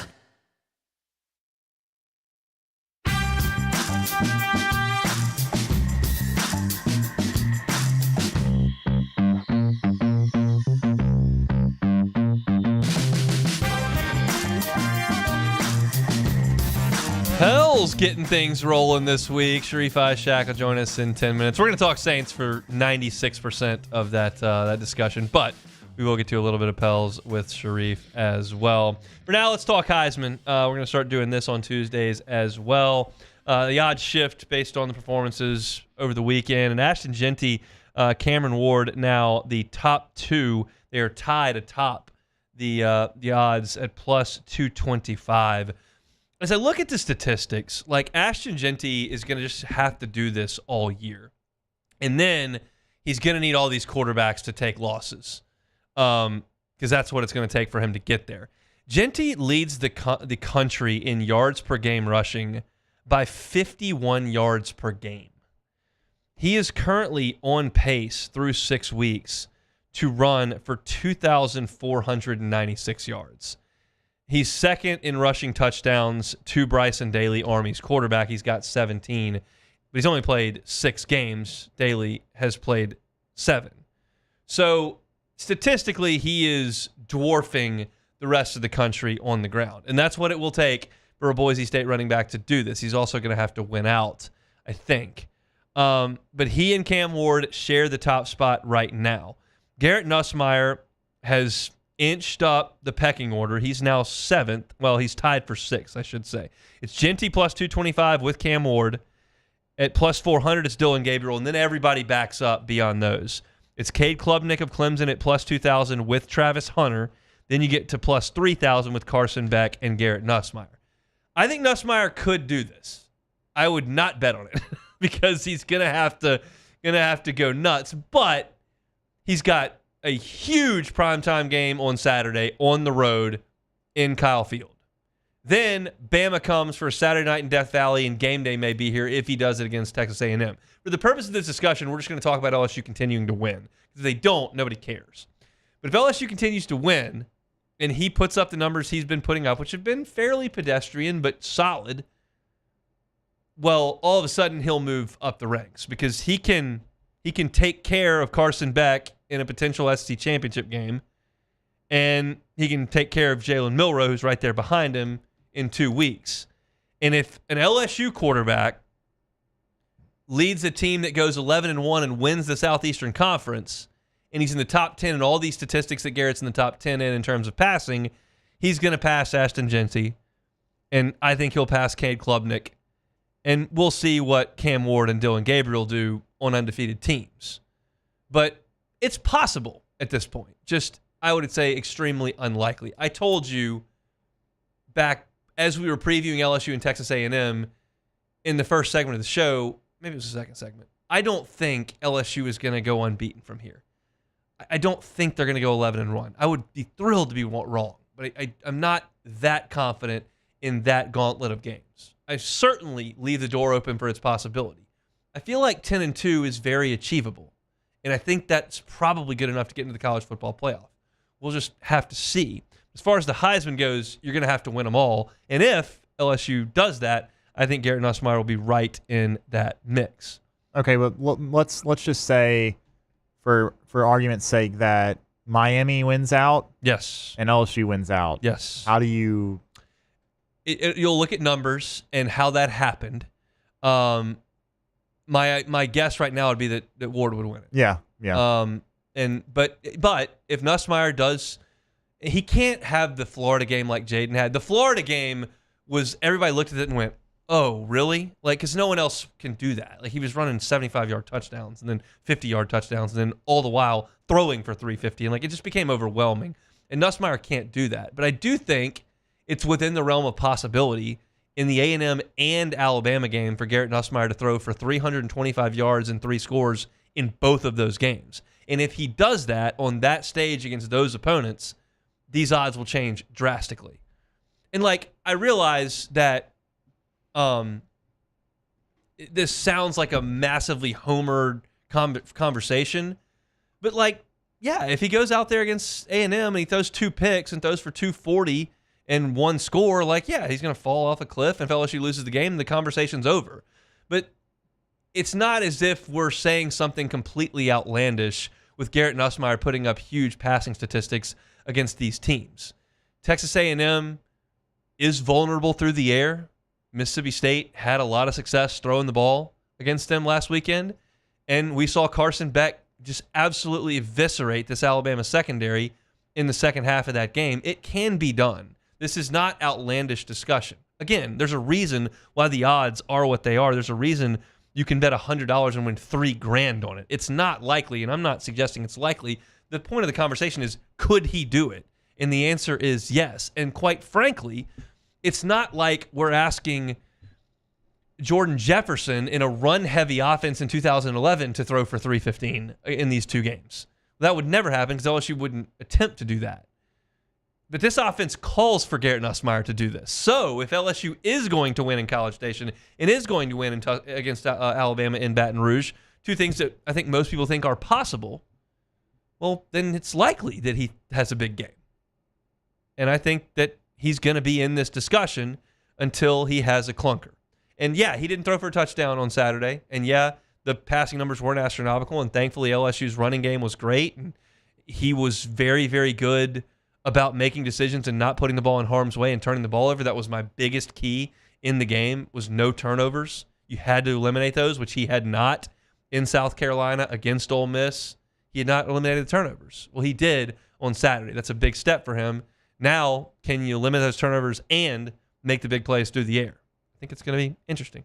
If you had $100 to put down on the Heisman today, Beck, where would your $100 go? Cam Ward. I know the odds aren't great, obviously, but he's got the cleanest path, I think, to winning it. I don't think he has to do anything more than what he's been doing this year. If he holds serve and continues to play as well as he has, and Miami keeps winning, then I think he's got to be the winner. I think the best bet's on Carson Beck. I know he threw 3 picks against Texas, and that's like a lot to overcome. He threw 3 picks against Bama too, and like that is going to matter. Like, you lost a game on the road where he turned the ball over way too much, and then he threw 3 more picks on their second biggest stage. But he's got to pick up his stats, though. That's the thing, man. Yeah, but Georgia's going to be the steamroller. They're going to win. Yeah, they are. But I think if his stats aren't really even close to being comparable to like Cam Ward or well, you have to assume in this if Cam Ward runs the table. Well, he's no, gonna I make know, it. but it's still like I just think even if Georgia wins out, if his stats aren't good, then then maybe he gets viewed like some of those Alabama quarterbacks, like whenever they were run the table and they had okay stats and they were always in the running but just not there because their stats weren't good enough. In this hypothetical, like Boise loses a game or Gentry, sprains an ankle, and then obviously Miami loses a game and Georgia goes on to beat Tennessee and run the table and gets the SEC championship game and beats Texas again or beats LSU or beats A&M or whatever the case may be. And then all of a sudden you're looking up and you've got a one-loss team and Beck's thrown for a bunch of yards. That's the thing. Yeah, no, I think I could see them winning the rest of these games, but him not being outstanding and him not winning the Heisman because he's got to have some really, really good games where he has some really good statistics. I think even if they win out, if his stats aren't that good, I don't think he gets it. I just pulled up the app on my phone. I'm just telling y'all, Carson Beck, a $20 bet pays $600 on him. That might be worth a look for those of y'all in a wagering state of mind. All right, we'll come back with Sharie Isheck from WDSU talking Saints and Pels. It is a Tuesday edition of the Hunt Palmer Show. The Hunt Palmer Show. Speaking of wagering, you can wager. Go to LeBear's Baton Rouge. Hang out at ESPN Bet. It's got to be your game day headquarters all fall long. They got the biggest screens around, and now you can bet and dine at ESPN Bet in person. I'll be there on Thursday watching Thursday Night Football, hanging out. Always a good time. Hope you can come out and see me. If you can't come see me there, compete against me on the app, the Cover 5 app there. You get the Pen Play app, get the Cover 5 app. Enter that code LABRSEC24. LABRSEC24. You can compete against me and over 100 of our listeners each and every week. You can win weekly and season-long prizes. It's a lot of fun. Pick 5 SEC games every week, and you get points based on how your team does relative to the spread. If you're not a member, get the Pen Play app today. LeBear's Baton Rouge, your live sports headquarters. Must be 21 years or older. Gambling problem? Call 1-800-589-9966 for help. The only thing scary about the deals at Bayou Ford is if you miss out on them, like $15,000 off F-150. Bayou Ford has $15,000 off Ford F-150. All new Bayou Ford vehicles come with a complimentary 7-year powertrain warranty. The crew at Bayou Ford is going to do right by you. At Luba Workers' Comp, our journey began over 30 years ago with a simple belief. Our clients come first. At Luba, our business has always been focused on people, not policies. Through every success and challenge, we've continued to grow because we've stayed true to our values, committed to providing you with genuine dependability. Because your well-being is more than a priority. It's our purpose.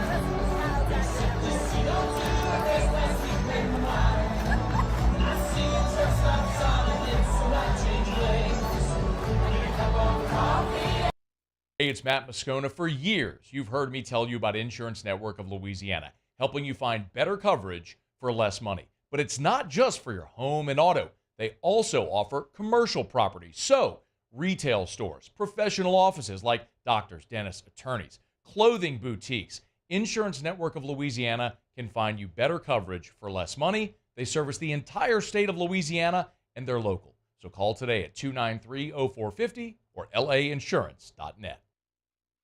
Jerry and Benny Payne began Central Plumbing Company out of their driveway in Tanglewood subdivision. 50 years later and 4 generations down the road, we continue to serve Baton Rouge and the surrounding areas for all of their plumbing needs. Residential, commercial, industrial, or hospitality, Central Plumbing is here 24/7, 365. We want to thank our customers, family, and friends for 50 years of success. And looking forward to 50 more. Gulf Coast Office Products is a nationally recognized Savin office equipment dealer based right here in Louisiana. Over 100 employees strong, Gulf Coast has the boots on the ground to support all vertical markets, from education, engineering, legal, and finance. With the latest in office technology, from desktop to production segment units, Gulf Coast and Savin have the perfect fit for you. Call 225-756-2644. That's 756-2644 for Gulf Coast office products. Bayou Chrysler Dodge Jeep Ram can get you in a new 2024 Ram 1500 truck for only $32,898. $32,898 for a new Ram 1500 truck. All new Bayou Automotive vehicles. This is the Hunt Palmer Show, brought to you by Plucker's Wing Bar.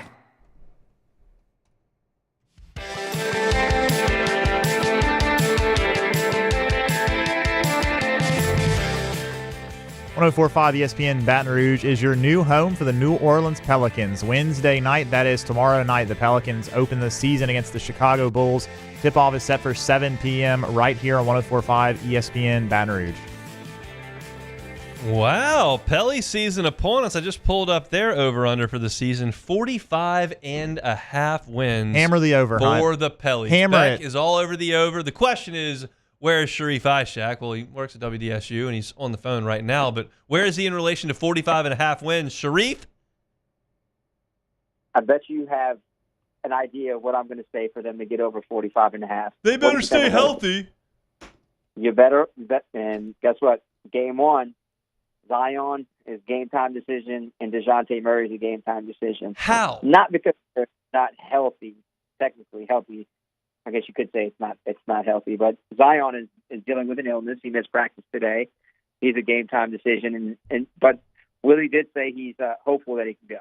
So, and DeJounte Murray is dealing with a personal matter, and he's hoping to be back today and get a workout in. So both guys are game time decisions with the hopes that they're going to play. Well, that doesn't answer my question. 45.5. What's the answer? Over. I'm going over. Loves the Pels. Yeah. You don't have significant concerns they don't have a post player? I'm a little concerned, yeah, but I mean they have Daniel Tice. I know he's not a legit post player, but man, I don't know, man. The NBA is weird today. I mean, I feel like it's a very positionless game sometimes. I mean, I look at some of the teams that are making a run. Yeah, I mean Jokic, but I mean today, is there really like a big dude out there in the NBA that's like, man, without him, you can't win an NBA title? I mean. Did Kristaps Porzingis really made a big dent in the Celtics championship run? He was hurt for most of the playoffs, and they were just fine without him. Yeah, I understand they have Tatum and Brown, but I mean they still got it done without a legitimate big guy. I mean Horford wasn't that great for most of the postseason. 50 years old. Yeah, that's what I'm saying. So like it is a positionless game. It does sting a little bit not to have like someone, but at least you have Daniel Tice, and even Messi, he's still a rookie, so. I'm feeling a little bit more confident than I did last year, and I felt confident going into the season last year. So, yeah, I'll go over the 45.5. All right, let's see it, Pels. We'll start catching up on that as the weeks progress. But for now, we got to talk about the New Orleans Saints. Not great last week. Not great at all. Thursday Night Football, Broncos put it on the Saints. What was the Dome like pregame and during the game? You could kind of feel the tense moments before the game. With all, we're always set up on the visitor side for our live shots, and we have like Will Lutz coming to say hi, Troutman coming to say hi, Bo Lowry, who was worked at LSU and a couple of times. He worked with the Saints, so he came over and said hi. It was weird. It was weird to say the least, but you could tell it was a little tense. Sean Payton looked like he was a little stressed and tense. Same for Dennis, and you kind of just feel that it wasn't going to be good. I mean, it just felt like that from the kick. He was like, this isn't going to turn out good for the Saints, and that's exactly what happened. Do you have any Spencer Rattler takeaways? I know I did not intercept him, so no, I have no takeaways. Oh boy, when he moves, when he has a clean pocket like any quarterback, he looks fine. But it's like anytime they start dialing up the pressure, he starts moving, and that's when he has issues. And it's just like that clock starts moving so much faster. It's a completely different game than Oklahoma, South Carolina. I mean, you could just see that, that pressure was getting to him in those last two games. And I mean, maybe getting back some players this week could help him. But man, it's bad, man. That was just bad all the way around, not just for Spencer, for the defense as well. How do they fix the defense? You can't. I mean, you can, I mean, every week they're saying the right things, but not doing the right things. Just can't miss tackles. I mean, they're healthy. Outside of, Pete Werner, they're healthy. I mean, they lose a Debo now, but it all comes down to tackling, Hunt. It's as simple and basic as it is. They're just missing tackles. I mean, they're missing tackles at the point of attack. If they can make tackles at the point of attack, they'd have a whole less bunch of issues that they have. I mean, they have a bunch of issues, and they can reduce that by, making tackles at the point of attack. I mean, that's what it starts there. And pressure. Boy, the amount of pressure has gone down significantly from, the first few games of the season, first 3 games of the season. Since that Falcons game, it has gone completely backwards with the pressure. Without pressure, quarterbacks are just going to, destroy you. Luckily, Bo Nix was horrible. Yeah, he's terrible. Bo Nix, he was awful. He's an awful quarterback. Like, it's like borderline embarrassing how many missed throws he had in that game. They could have scored like in the 40s or 50s had he made a couple connections. He missed on so many throws in that game. Yeah, he was awful just watching. And the Saints couldn't stop the run game or get him off the field. It was pretty brutal to watch. Do you expect a better Saints offense this week, assuming you get some help on the interior offensive line? We'll see what Chris Olave can or can't do, or Taysom Hill can or can't do, but it seems like they're going to get some people back this weekend. Yeah, I'd assume you get Cesar Ruiz back. Olave, hopefully you get him back. I know he's not out of the protocol yet, but it's a weird situation since they didn't practice yet, and you don't practice till tomorrow. I think you get him back, Cesar Ruiz, Lucas Patrick, and possibly Taysom Hill. Yeah. It should be better. Now, the Chargers have a pretty good defense, and I'm sure they're going to feel a little, upset after losing a game they probably had no business losing last night. They let get away. I don't know, man. Jim Harbaugh usually rebounds well after losses when he was in the NFL. So with the 49ers. So I don't know, man. It's hard for me to say the Saints going to win. I mean, even though I don't think the Chargers are that good, but I think they would have a better chance if Derek Carr was the quarterback. I asked you last week if it was a must-win. You said no, duh, obviously. So I guess that means that it's pretty inconsequential from here on out. Are you ready to give up on them? No, not yet. Because they really have an easy stretch coming up. Yep. I'm not saying that they're going to get into the playoffs. I'm not saying they're going to rip off 5 of 6 games, but they have a chance. They at least have a chance. I mean, if they steal this game with Spencer at quarterback this week, look at the schedule ahead of them. Yeah. I mean, they have the Panthers, stink. Falcons, can't beat a good team. Browns, Rams. I mean, Hunt, they're going to have a chance if they can get healthy and they can steal a win here Sunday. They steal this win against the Chargers. I wouldn't put it past them to get close to that 500 mark or one game above 500 in the last few games of the season. Is any of that 2-0 start still in this team, or was that just a mirage against 2 bad teams? I don't think that's who they are. I don't think they're a 91 points in 2 games team. I think they're like a 20, 28, 20, 30 point. They could be a 27 to 30 point team, 30 points a game type of team. But 40 plus points, it's tough to do week in and week out. I don't think it's a mirage, but I don't think that's who they are. I think they're a little bit less than that. I think they're in the mid-upper 20s type of offense. But you can't protect the quarterback, can't run the ball. I think, the problem is not being able to run the ball. And obviously you can't have, not a healthy offensive line, and Alvin and, company can't run the ball. So that's been also the downfall, not being able to run. So I think they're that mid-upper 20s type of offense at full health. We'll see. They got to get it done at some point, or else it'll be late early for the New Orleans Saints. Sharie Isheck covers black and gold and the Pels for WDSU down in New Orleans with us every single Tuesday. Have a good week, Sharie. Thanks. All right, Hunt. See you next Tuesday. You're looking for your Saints content, you can find ours on YouTube. Hunt on Saints. Hunt on Saints is your YouTube channel. Subscribe up to it. All your Saints content go right to your homepage there. If you do, we certainly appreciate all of that. Come back and close out a Tuesday edition of the Hunt Palmer Show. The Hunt Palmer Show. Genesis of Baton Rouge. I know it's not everybody's favorite thing to go car shopping.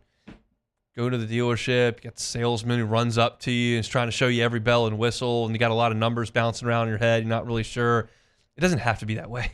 It's not at Genesis of Baton Rouge. In fact, you can start that process at genesisofbatonrouge.com. Just kind of peruse, see what you like. And if you see something you like and you'd like to test drive it, you don't have to go to Genesis Baton Rouge. I highly recommend you do because it's an incredible dealership. Facility is first class. But if you want them to bring that car to you, they can do that. Bring it to your house on a Saturday. They can bring it to your place of work if you got a lunch break, and your sales and brand ambassador is going to be able to drive you around and give you all the information that you need. And if you want to purchase that vehicle, you never have to set foot at the dealership. They can do a remote delivery. They can do e-document sign. All that can be done without ever setting foot on the Genesis dealership floor. Every single new Genesis purchase comes with a 10-year, 100,000-mile warranty, valet complimentary maintenance for 3 years. It's an incredible deal, an incredible experience working with Genesis of Baton Rouge. It is a luxury car brand, no question about that. But don't think that prices you out of it. It's a luxury car brand at a reasonable price. Genesis of Baton Rouge, they're at Airline and Pico, or online at genesisofbatonrouge.com, genesisofbatonrouge.com.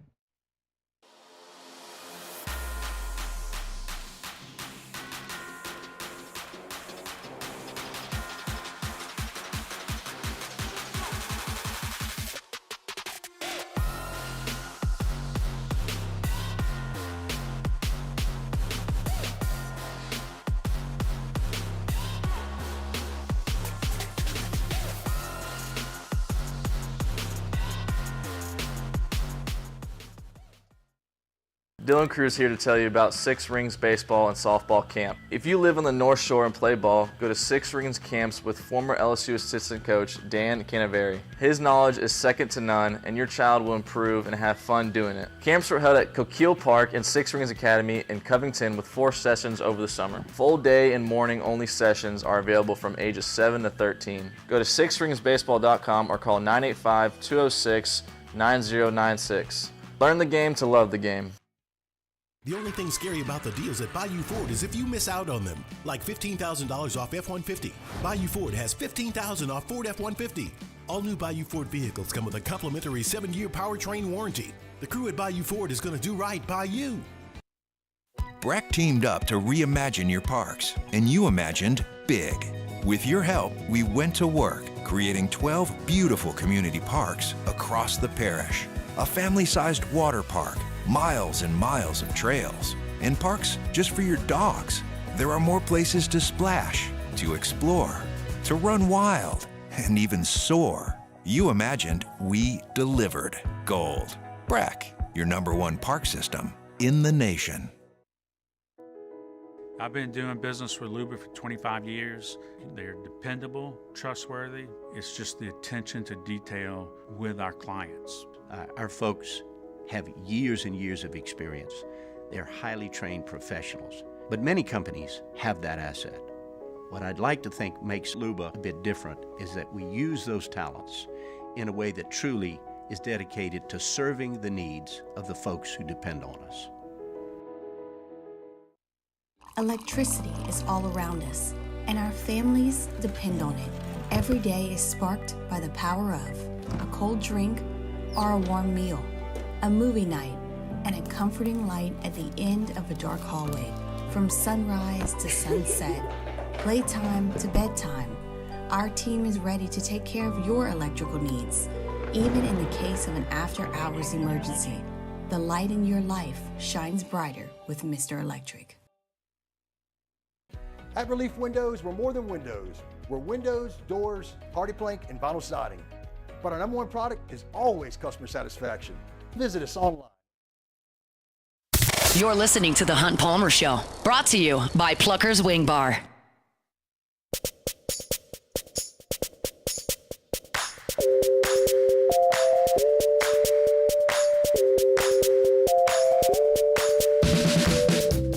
Congratulations to Kevin Heltz, senior from Baton Rouge. Kevin is the Week 8 winner in our 2024 College Football Pick'em Contest, and he wins a Hooters wing party for 10 people. Don't forget to make your picks for Round 9 by Thursday. That is 2 days from now, Thursday at noon.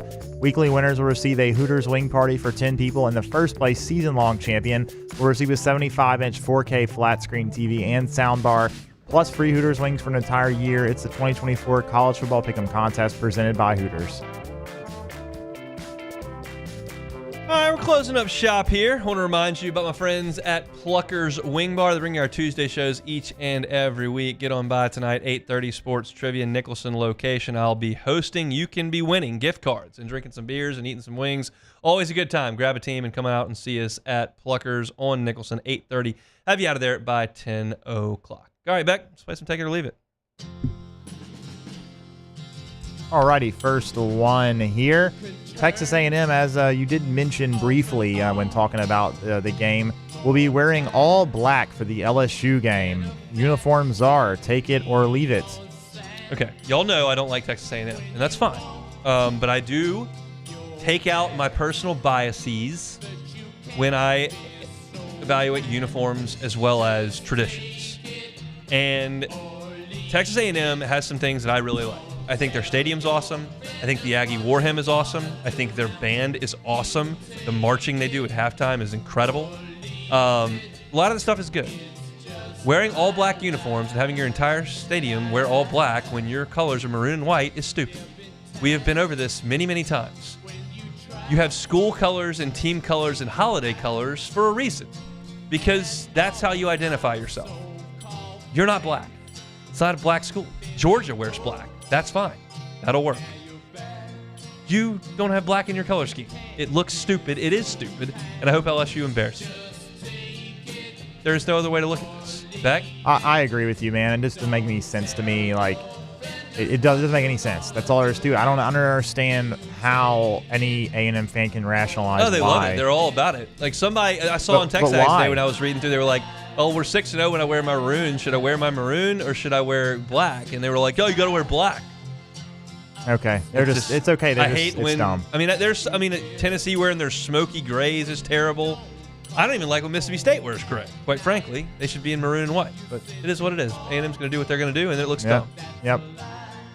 Moving on here, Indiana quarterback Curtis Work, who we were talking about a little bit earlier. Indiana with a solid chance to make the playoff now, but unfortunately their starting quarterback had surgery on his injured thumb that he suffered in their last game against Nebraska. He is expected to be back by November 2nd, but that would mean he will miss the team's game against Washington. Trouble for the Hoosiers. Take it or leave it. I mean, I got to take it. Your quarterback goes out. It's a big deal. I don't think Washington's great. In fact, they're not great. Yeah, but Rourke missed most of that game against Nebraska, and they still dominated. Not to say that beat the brakes off. Yeah, so not to say that means that the backup is just as good as Rourke. Rourke had a good season up to that point, but still, I'm not sure that it means disaster for him. No, but I still your starting quarterback goes out. I'm going to question things. Yeah. It's just that it's a big deal, especially now that you got Nebraska game planning for one guy, and then you see another. Not that was going to matter in that game because they beat the brakes off of him, but you got a chance to know who you're going against now and can throw some different wrinkles there at a backup quarterback. I think that I'm not ready to give Indiana the benefit of the doubt of losing their one of their best players and just humming right along. So we'll see. All right, one more here actually. Talking about the Saints, I know we talked about in the last segment, but good injury news on the way apparently. Taysom, Cesar Ruiz, Pete Werner, and Chris Olave actually could all be back this week. Hey! Olave surprising there. Lucas Patrick should obviously be back as well. He was active last week but didn't play. The Saints are back. Take it or leave it. Take it. Super Bowl's back on. What a team. They're healthy. Did you see what they did to the Cowboys? 11-5. Probably not. Probably not 11-5. Don't think they're going to win 9 in a row. Not going to win 9 in a row. I hope they beat the crap out of the Chargers this weekend, and we can talk about something a little happier. Are you sure about that? I thought Justin Herbert was your quarterback in fantasy. Yeah. Look, I got to put my hand up here. Herbert was okay last night. He didn't throw a touchdown. I was thinking he threw for like 360 yards, just no touchdowns. Here's the issue. You've got a fantasy football manager who decided to wake up on Sunday, remove DK Metcalf from the lineup, put in Deebo Samuel in the lineup with pneumonia. Deebo Samuel, 0 points. DK Metcalf, 17 points. Yeah. I lose by 2 points. Yeah. That is poor coaching, poor roster management. You gotta be better, Hunt. Poor management. Gotta be better. Look, that's unacceptable. It is. You really, when you can, try to avoid putting guys on your fantasy starting lineup with pneumonia who get 0 points. Not a great way to go about it. Gotta be better. I learned that from Matthew Berry, ESPN fantasy wizard. Don't put pneumonia players in. Gotta be better, Hunt. Gotta execute better. That's all there is to it. Last one here. ESPN ranked the best World Series in the last 25 years. Cubs Indians in 2016 was number 1. Take it or leave it. I think you got to take it. I'll take it. I mean, the David Freese Cardinals that one was nuts. Yeah. And was that with the Rangers when the Rangers were one pitch away and didn't get there? But there was another one that was crazy there. There have been some great ones, but when you consider that the Cubs and Indians had the longest 2 concurrent droughts. It was Rangers, yeah. Yeah, they had the longest 2 concurrent droughts, and the Cubs got down 3-1. Game 3 was incredible in Chicago, and then you have Game 7 that Aroldis Chapman comes in, you go up the home run, rain delay, extra innings, like all the theatrics from the Cubs, breaking the longest streak in the history of American professional sports. Like, it's just going to be hard to top that. So, I mean, I think that the Yankees and Diamondbacks would be right up there, where you had Younghoe Kim blow in 2 saves late in New York, and then you had Luis Gonzalez with the line drive to center field to win it in Game 7 off Rivera. But to me, obviously I'm biased in this way, but just the story. I mean, you could throw 9/11 into that 2001 World Series too as a storyline that was incredible, and that was probably second. I haven't read the whole story, but Cubs Indians, pretty good. Where'd you watch Game 7, Beck? I watched it at my house by myself. I mean, I was pretty young. I think I was in high school. Actually, I was 1 year. I was going to community college. Okay. Yeah, it was. I was by myself. Had the rain delay happen. I was freaking out. I was like, okay, this is a bad omen. And then they pulled it out, and I just screamed in my living room by myself because nobody else in my family are Cubs fans. It was awesome. It was. I was at walk-ons. I yelled also. Yeah. Also, shout out to David Rizzo. Just a regular, average player, except for that one. Yeah. He had that magical run in the postseason. 1 week. That was it. All right, that's it for Take It or Leave It. That's it for us here on this Tuesday edition of the Hunt Palmer Show. I appreciate Glenn West for jumping aboard in hour number 1. You can find that at Hunt on LSU. Appreciate Sharie Isheck in hour 2. Hunt on Saints. If you missed any of the show, wherever you find your podcast, you can always find us. Matt's about to drive you home on After Further Review. Have a great Tuesday. Hope to see you at Pluckers. If not, same time, same place tomorrow on the Hunt Palmer Show. The Hunt Palmer Show. Boudreaux's Electrical Services. Neil and Melissa have been running that shop for 40 years. Our son Justin taking over down there in Napoleonville. If you're looking for a generator, this is where you need to be. Boudreaux's Electrical Services. You're always going to be waiting on that next hurricane because that's just part of the deal at this part of the world. If you don't want the stress of not knowing what the result of that hurricane is going to be from an electricity standpoint, get yourself a generator at Boudreaux's Electrical. Gives you the peace of mind of knowing no matter if it's a hurricane that rolls through, one of those strong summer storms that we have, even an ice storm that we had back in January, you won't have to worry about losing your power. And every single Generac generator that Boudreaux's Electrical sells you comes with a 7 to 10 year warranty, depending on which generator you purchase. Give them a call, 985-397-1562. That's the same number they've had for 40 years. Or in Gonzales, 225-300-9389. The easy way to do it, though, go online, boudreauxelectrical.com. That is boudreauxelectrical.com.